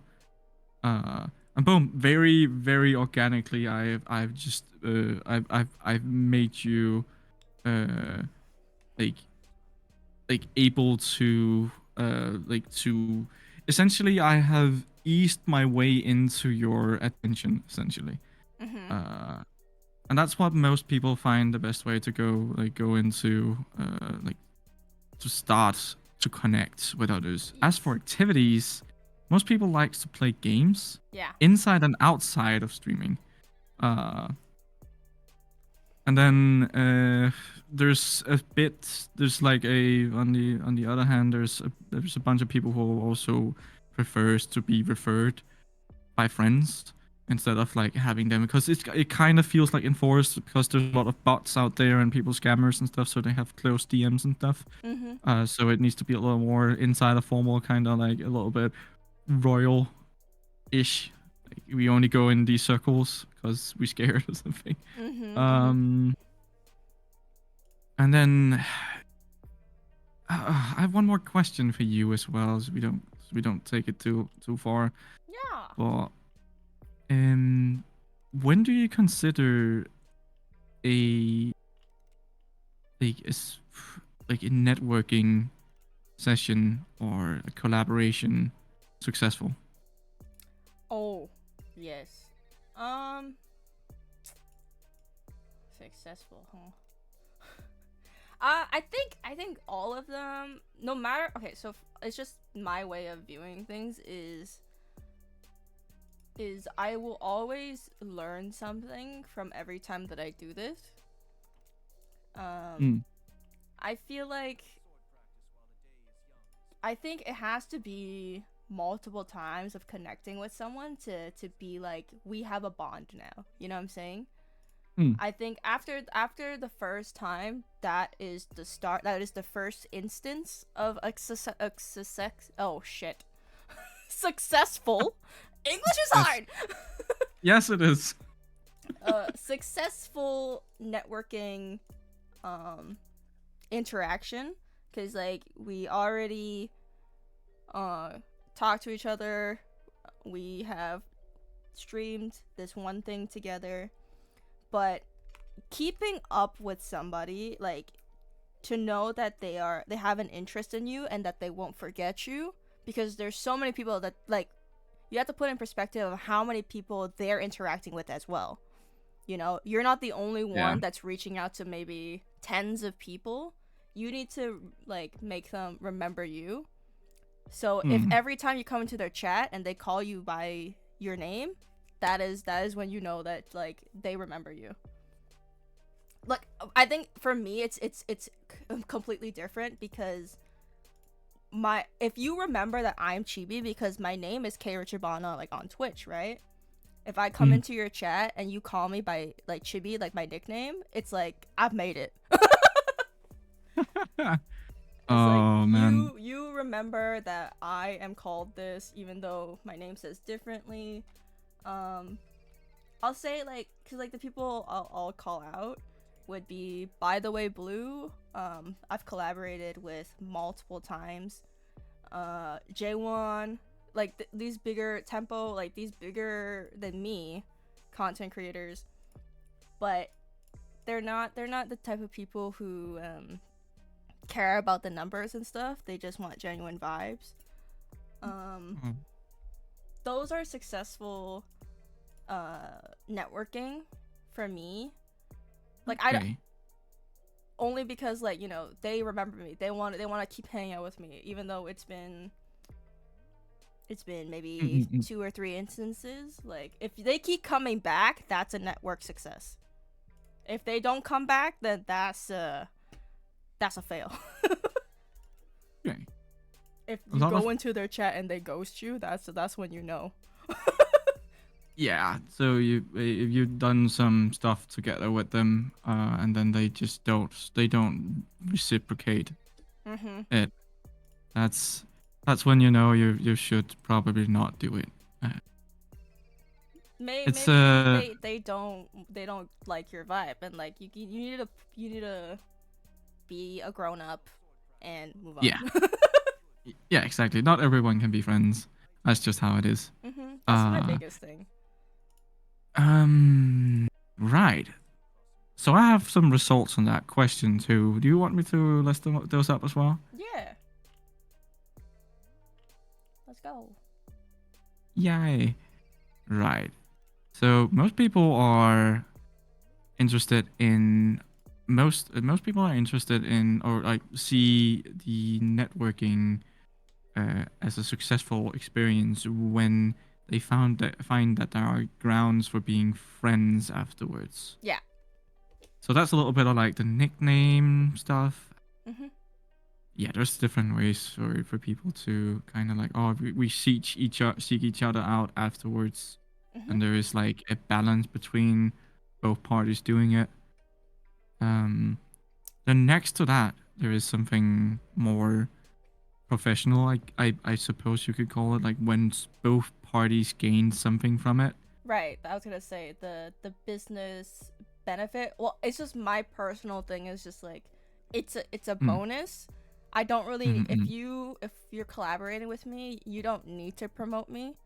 You know, if I get mm, a bunch of mm. followers, that's nice, but that's not my goal. My goal is to hang out with somebody and get to know Again, them.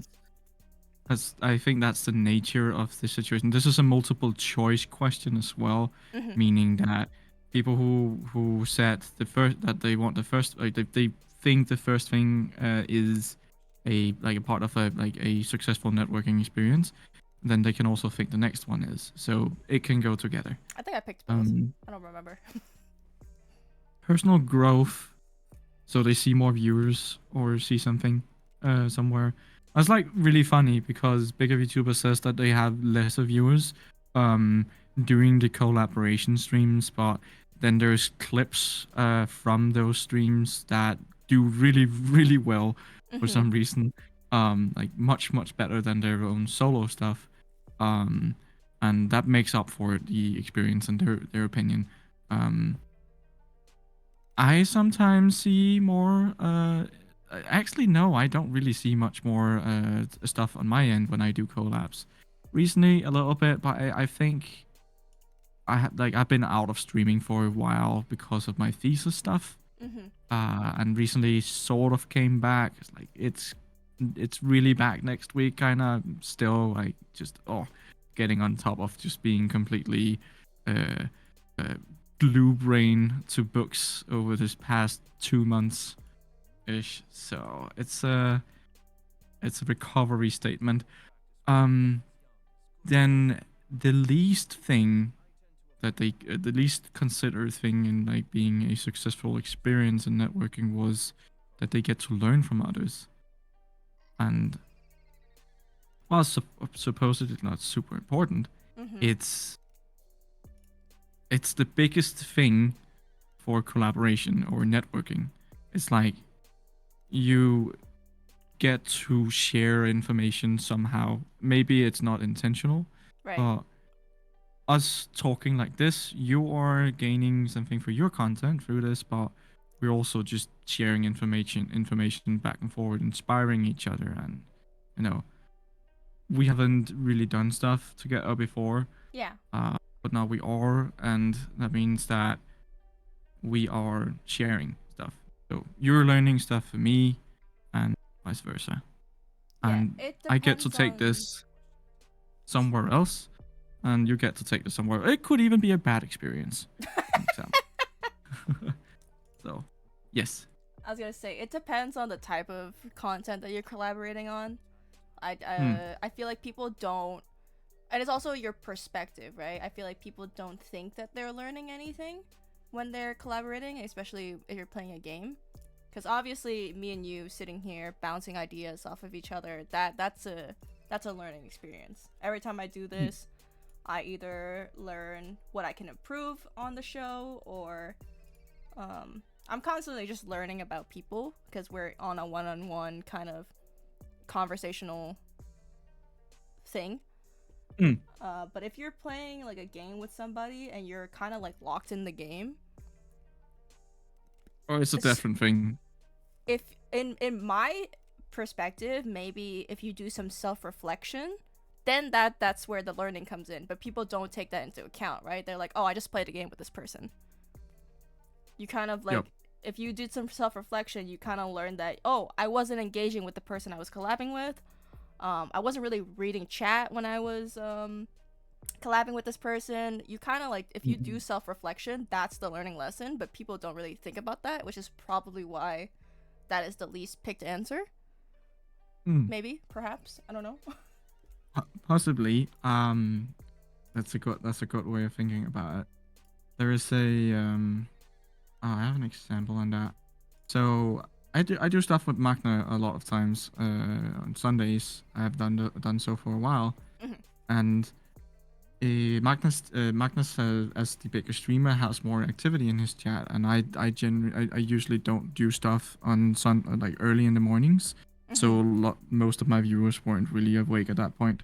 Um, Like it's early for me, but it's very late for Magna because of time zone differences. Right. Um, um, so he would at a point be more responsive to his chat, to a point where we were like talking with each other on like during the stream, and then he would break out, and while not interrupting, he would talk to his chat and unfortunately then interrupt everyone else. Mm-hmm. I did a lot of like thinking on that. It's like I didn't always really like this situation because it kind of like broke up the collaboration, or it kind of broke up the situation Right. whenever that happened. And I then told myself, okay, I want to make it so that I can break out and then talk to my chat by muting myself. So I made a system with a button where I can press that, and then boom, I'm now muted on Discord, and then I can talk freely to my chat. Mm-hmm. There was one point where Magna was talking to chat, and something bad happened in game. I was like, "Where the hell are you, Magna?" I was like, "What the fuck?" And he said, "I'm talking to my chat." I was like, "Ah, god damn it, Magna! You don't have time to talk to chat right now." And then afterwards, he became a lot more mindful on when he was talking to his chat, and I believe he's actually made a system himself where he mutes himself to do that. Mm-hmm. So I think that's one way, like just an example on like this learning experience from like, collaborations.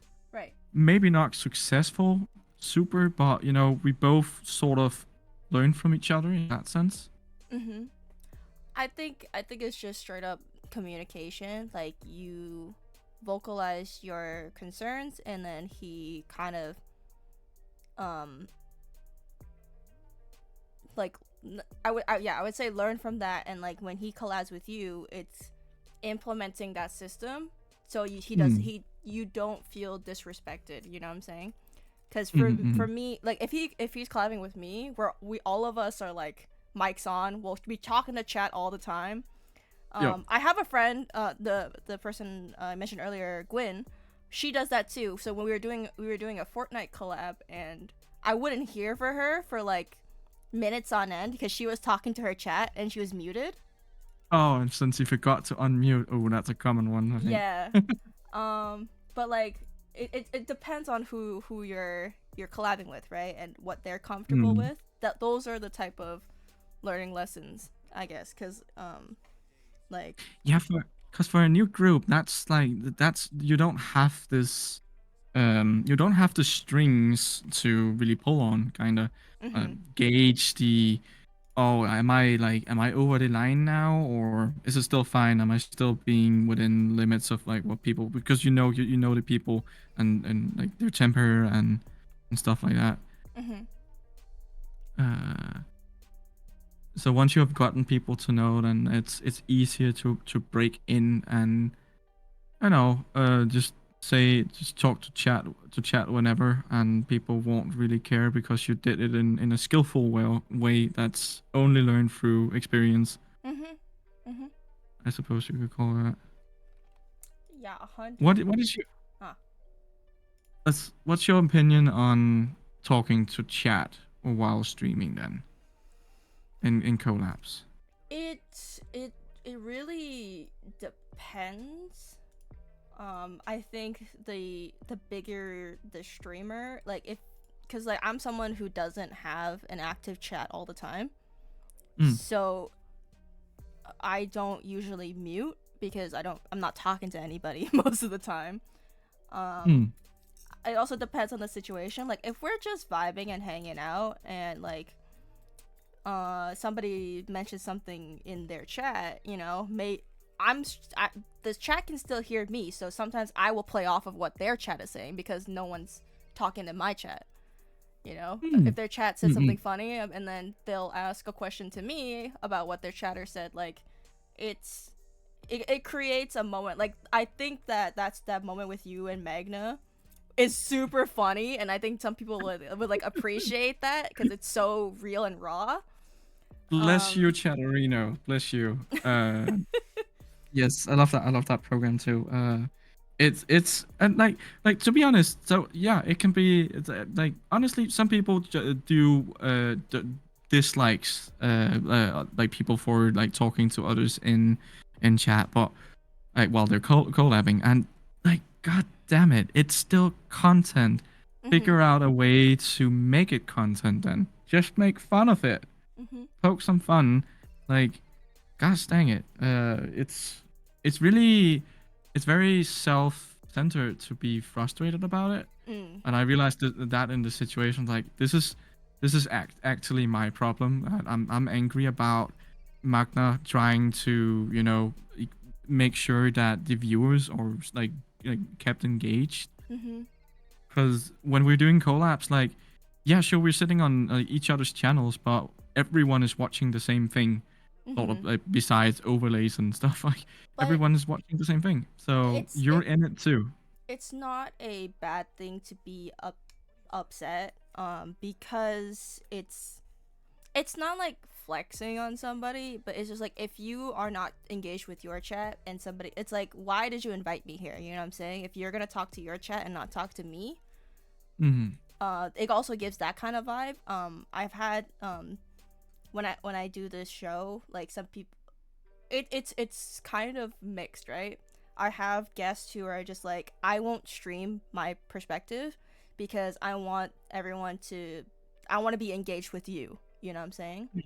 Mm-hmm. And then sometimes people would, I really don't mind if you stream your perspective Oh, because I I have, I I thought about it, but fact of the matter is I was tired, and I decided not to stream this week because I thought maybe I should decouple a little bit, mm-hmm. and I found this very fun thing to do.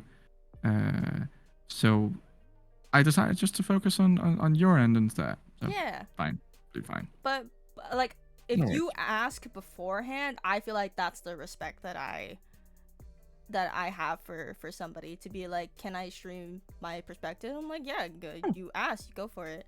Oh yeah, I definitely would have done that. No, I'm saying like no one has ever like just started streaming it without asking me. You know what I'm saying? Oh Um, really? Okay. Hmm. yeah, but my friends have I have people who ask me, and then I have people who are like, I want to respect your show. You know, because Mm-hmm. there's Mm-hmm. no, what's the purpose of me streaming it if I'm gonna be answering questions on your show? It's like it's both, right? Mm-hmm. And I feel like just both of those answers are super respectful versus someone being just starting just streaming it and and talking to their chat like that's weird, you know what I'm saying? I invite you to an Mm-hmm. interview show, you start streaming it and talking to your chat without like It's telling me about it. yeah. I'm sort of like physically disabled because of being I've been so stressed. Mm. So I decided not to because I thought it would be a little confusing for me to have stream going on at the same time whilst like focusing on your topics. Mm-hmm. Mm-hmm. I wanted to be respectful at least as well in that regard because I would not have been the same to talk to if I was also doing stream since I'm sort of like still rusty and getting into it again. Mm-hmm. Um, but no, I like yeah, I did think about well if I'm going to do it I need to ask you about it. That's of course. Um, all right then. You know, do you usually do like an outro thingy? Yeah, I thank you for joining me today. It was so usually I do this for about 2 hours, because of the questions that I have laid out. I try to Oh, like divert like one question to another. Some of them are really basic. sorry. No, it's complete. It's okay because I am tired of these questions. I really enjoyed you talking a lot because like sometimes I have guests who like give very short answers. So some of these questions like they're not very thought out, right? So when I get short answers by the 2 hour mark, I don't have any creative questions. And Oh, then I'm just like my brain is trying to like formulate questions to ask this person because they've been zooming through my questions. And then I'm stressed out and I'm like, okay, goodbye. Oh my god. So I'm just gonna keep this short. I prepared for today because I thought I could use the same thing. We did it. We ended up not using it, but I've been looking at the results throughout this whole interview, Yeah. and I thought I was going to use it at the exam, so that's why I prepared it. Oh. So I'm just like trying to humble myself a little bit here. It's just not I didn't prepare too much for this situation. There was nothing to really prepare for Yeah. besides just going off of what I've already done. Luckily for me, yesterday I literally had an exam on this topic, so I I guess I was as good as I could be for dragging this out. Sorry about Yeah. that. No, don't be sorry. I would love for this show to be longer and have good conversation. Like this is what the show is like about, you know what I'm saying? Just Dude, talking and getting four to know someone. 4 hours podcast is insane.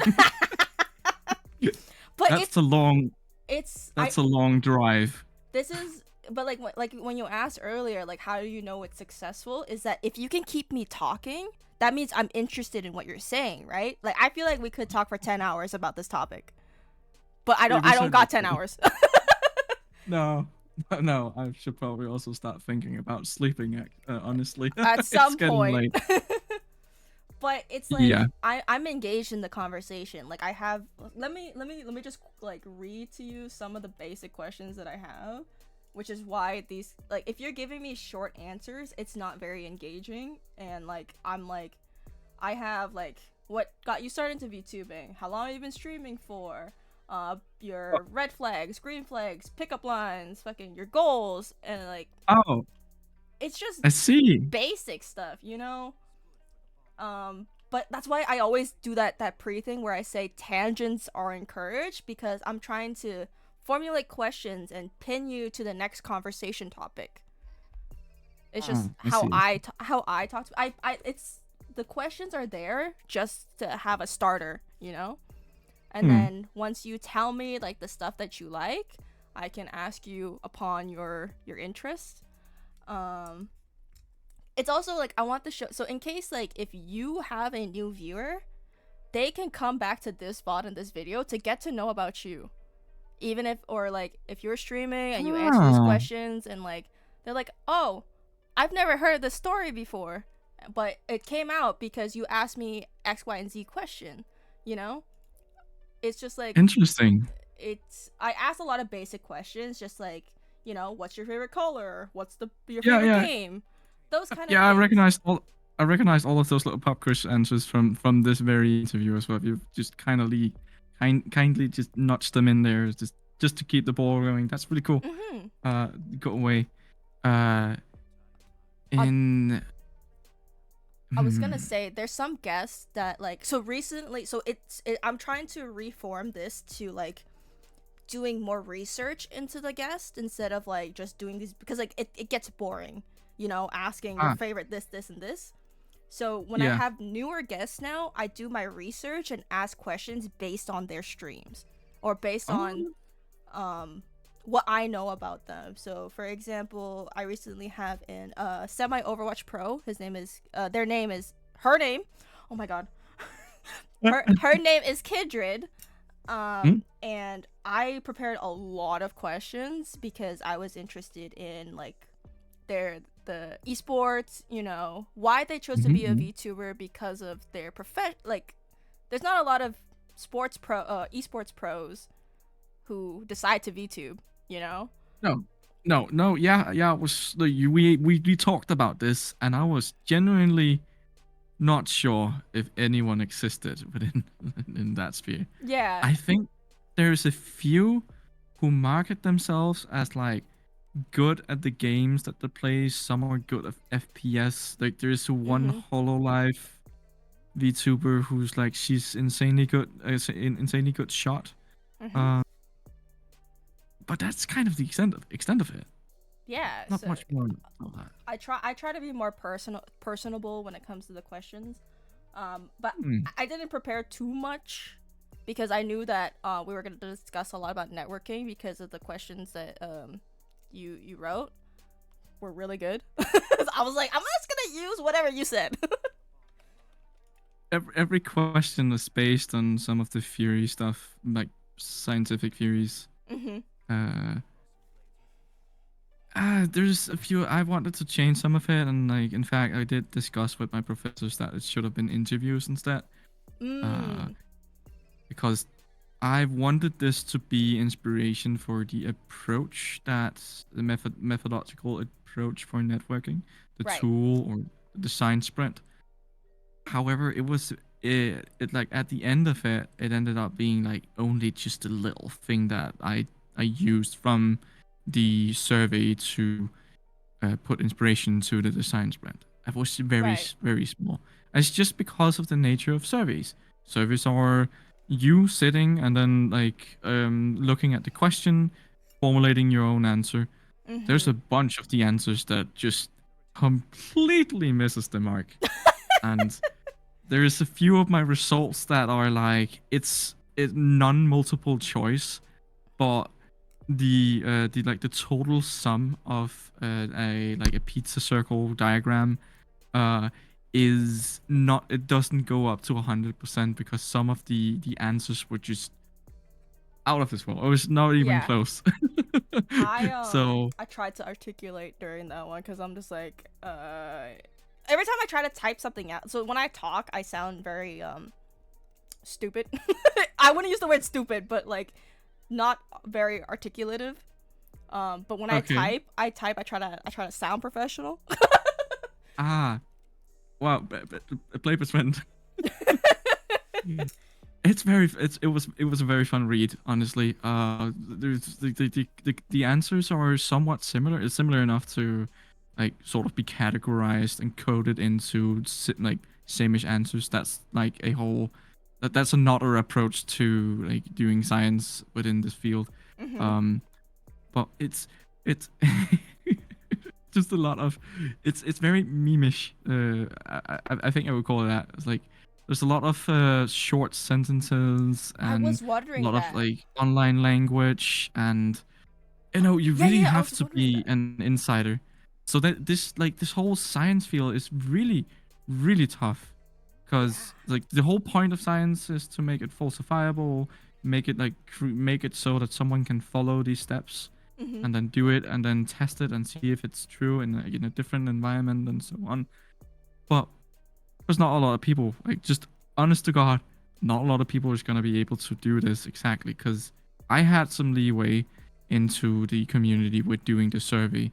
I had some friends that I could have like have spread out.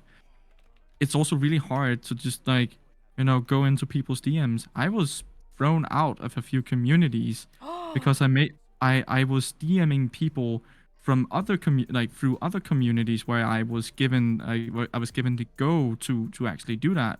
Oh yeah, yeah. But then other communities had the same people in it, so they kicked me out of it because they had rules against DMing people privately. Like you're supposed to just go through the server directly because why the fuck not? Uh, Interesting. yeah, very. I was like, oh, gosh, dang it. Well, I guess that's just too bad then, because I broke the rules I wasn't aware, but that's just how it is. And other people won't be able to do that because it was like, how else are you going to be able to get to people like otherwise? Mm-hmm. It's a unique problem that it's only VTubers, and if you put it out there online, there's a possibility for the empirical evidence to be false because your average Joe viewer on social media is able to get in through that. So I did one post about it and asked that people did not, if they weren't VTubers, they did not answer it.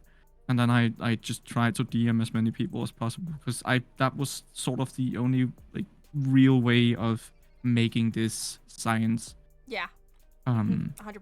so yeah, But it I've kind had of like proves your thesis that like DMing through like Twitter and stuff is like the best way to like network. Is because it's the safety net sort of kind of thing.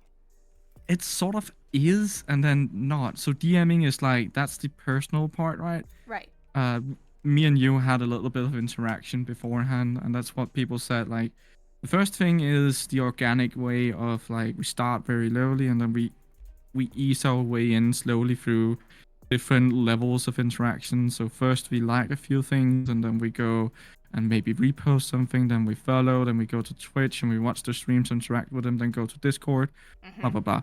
Complete. Okay, I'm on your team now. You've seen me enough. You've seen me like through every day of your like online stuff for the past week or so. Mm-hmm. Although this probably mostly works with smaller entities, bigger VTubers, it's complete different like ballpark. You just won't be seen anyways. So it's so about that is then if you just jumped into the DMs, well, are you a bot then? Oh yeah. For an example, I had some problems where I think it was Don Goops who came out and said and told me that there's a scam currently going on with people pretending to be doing a master's thesis and then sending a link for a survey, and then this survey was a complete scam site. I was What? like, fuck.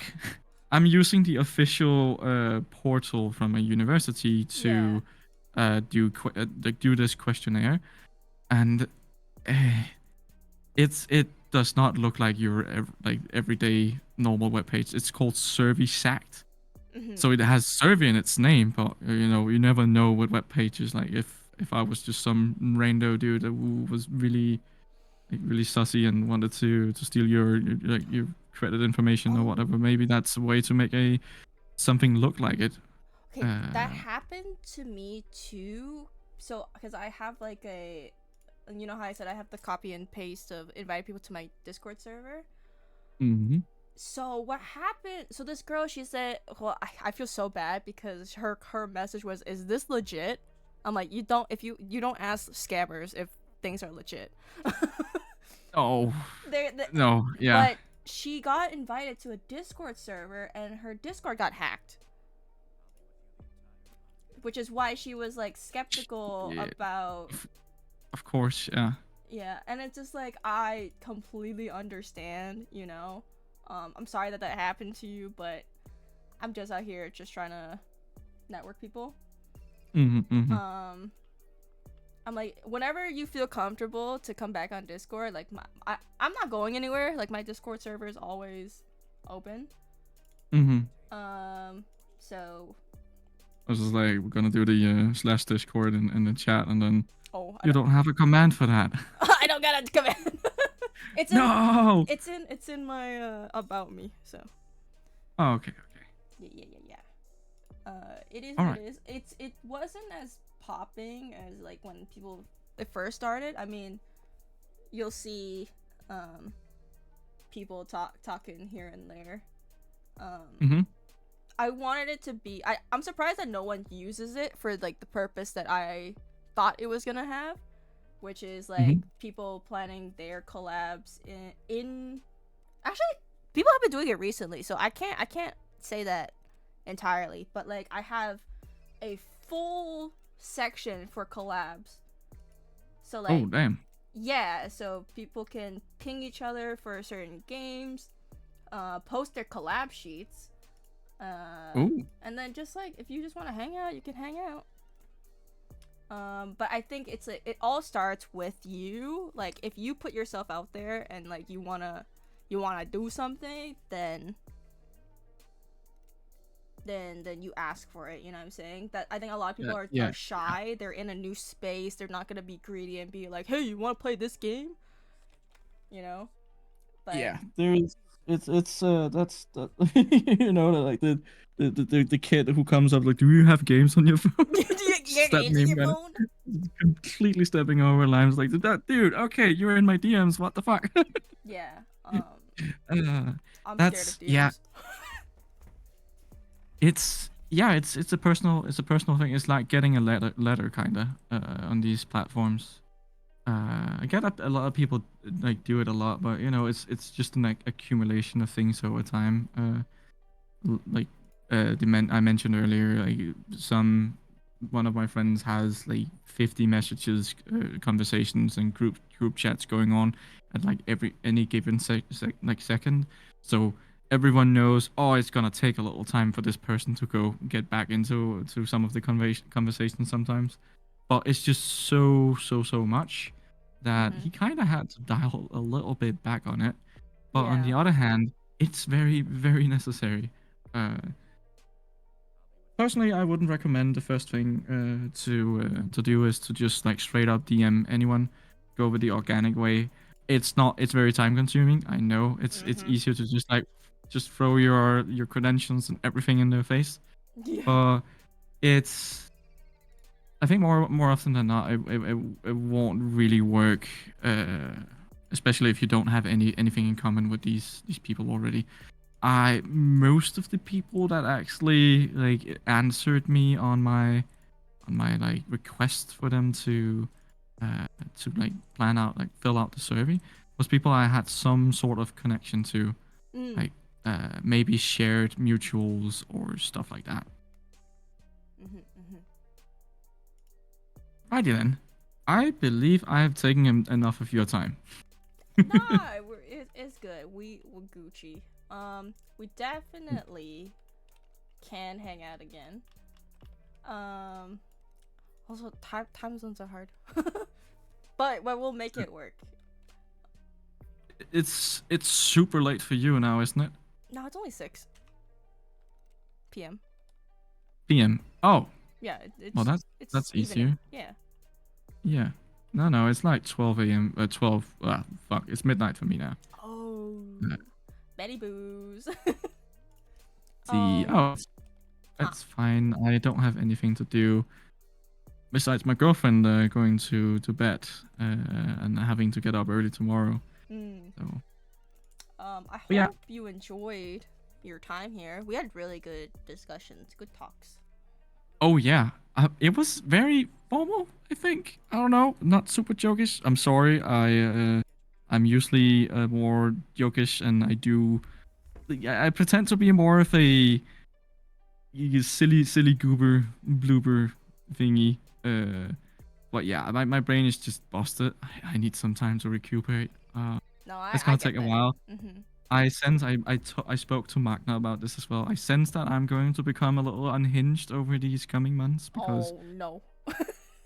now I don't have the pressure of needing to be super serious academic dude any longer. Now yeah, I could just be silly me. I've did it. I've done it. I'm done. Yippee! So yeah, all right. I really enjoyed being here as well. It was nice being able to talk about this with a person who understood Yeah. the the objective. I Just love this shit. imagine the faces of my professors, man. Just imagine. Oh my god. Thank you again. I'm glad that you enjoyed it. And I hope you get great rest. Everybody who's either watching the VOD or who was here to support Node North. Oh, North. I was North is the. I was gonna mention that I was talking to Magna about you one time, and I was like, "What the fuck is his name?" I was like North something. I think I forgot what I wrote, and I was like, please don't tell him. Please don't tell him that I forgot his name. He hasn't said a thing at all. But yeah, North It was Node. funny. North Node. North Node. North. North Node. You know It's what? It's gonna be a running joke. I'm just gonna keep calling you Noed. yeah, and I'm gonna be surprised every time you do it because no one else than you have ever done it. They will say it North know it once and then just automatically switch over to North, and that's completely fine. I feel I like understand that. it's because I think of like Northwest. I'm like, I'm not calling you Kanye's baby. Yeah. It's also a problem in games when people are trying to do directions and stuff. Like to the north, it's like, huh? Yes. Huh? Me? What? Yeah, exactly. That happens more often than not. I think it's because I play adventure games and strategy stuff. Yeah, That's I don't know. funny. It's kind of funny. That's awesome. Yeah, thank you for having me. Yeah, I of will course. I will let myself out and have a lovely day. You too. Have some good eep. Go to bed. Talk to you soon. Have fun, chat. Have a good time. Don't be too hard to her. I don't know. I don't know what we were supposed to say here. But have a good time. Yeah, I'm pretty like just laid back, do whatever. So like I'm just like, okay, bye. All right. All right then. Bye. Yay. Okay, I'm gonna hop into my office. Thank you everybody who stuck around. That was, oh my god, that was pretty. I always am shocked when like VTuber of the weeks go past like 2 hours, but I think that we had like a lot to cover, you know, with the topic. There's so many things that go into VTubing and networking that like, as someone who does it so much, I can talk about it for hours, you know. This is why I do this show. I feed off of people's energies. But like I'm gonna be honest, by the 2 hour, like depending on what we're discussing, by 2 hours I'm like, I'm not all there anymore. I think it did happen when North was just like, oh, I overspoke. I'm like, I'm disassociating. It happens though. We're human. I hope that we'll hang out again. We're definitely in the same circles, especially being friends with Magna. Magna's the goat. I miss Magna, man. If you didn't live in fucking different time zone and work night shifts, like, man. So somebody get me in touch with Magna again. I'm so like, when I did VTuber of the week with Magna, it only lasted like maybe 30 minutes because there's so much going wrong. We need to run it back with Magna. But okay, so for our future plans, so tomorrow, Thursday, Friday, I don't have any crazy plans.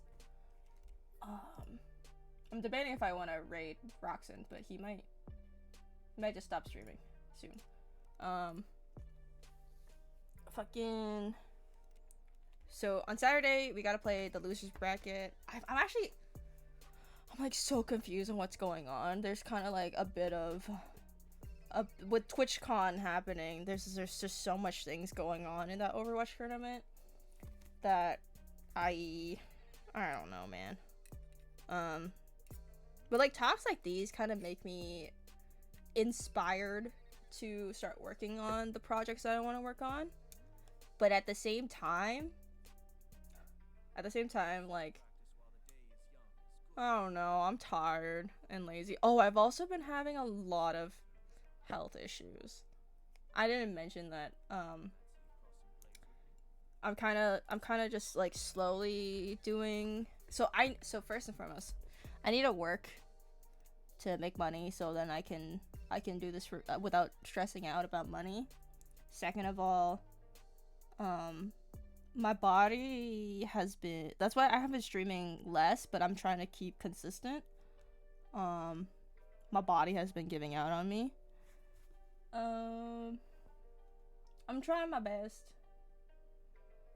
and yeah, there's a lot of things that I need to start preparing for the biddy-thon.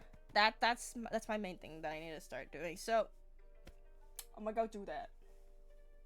I'm gonna work. Gotta make that money, make purse. So if I stream, then I stream. I'll see you guys later. I need to figure out who I'm doing VTuber of the week next week. So I love you. Bye.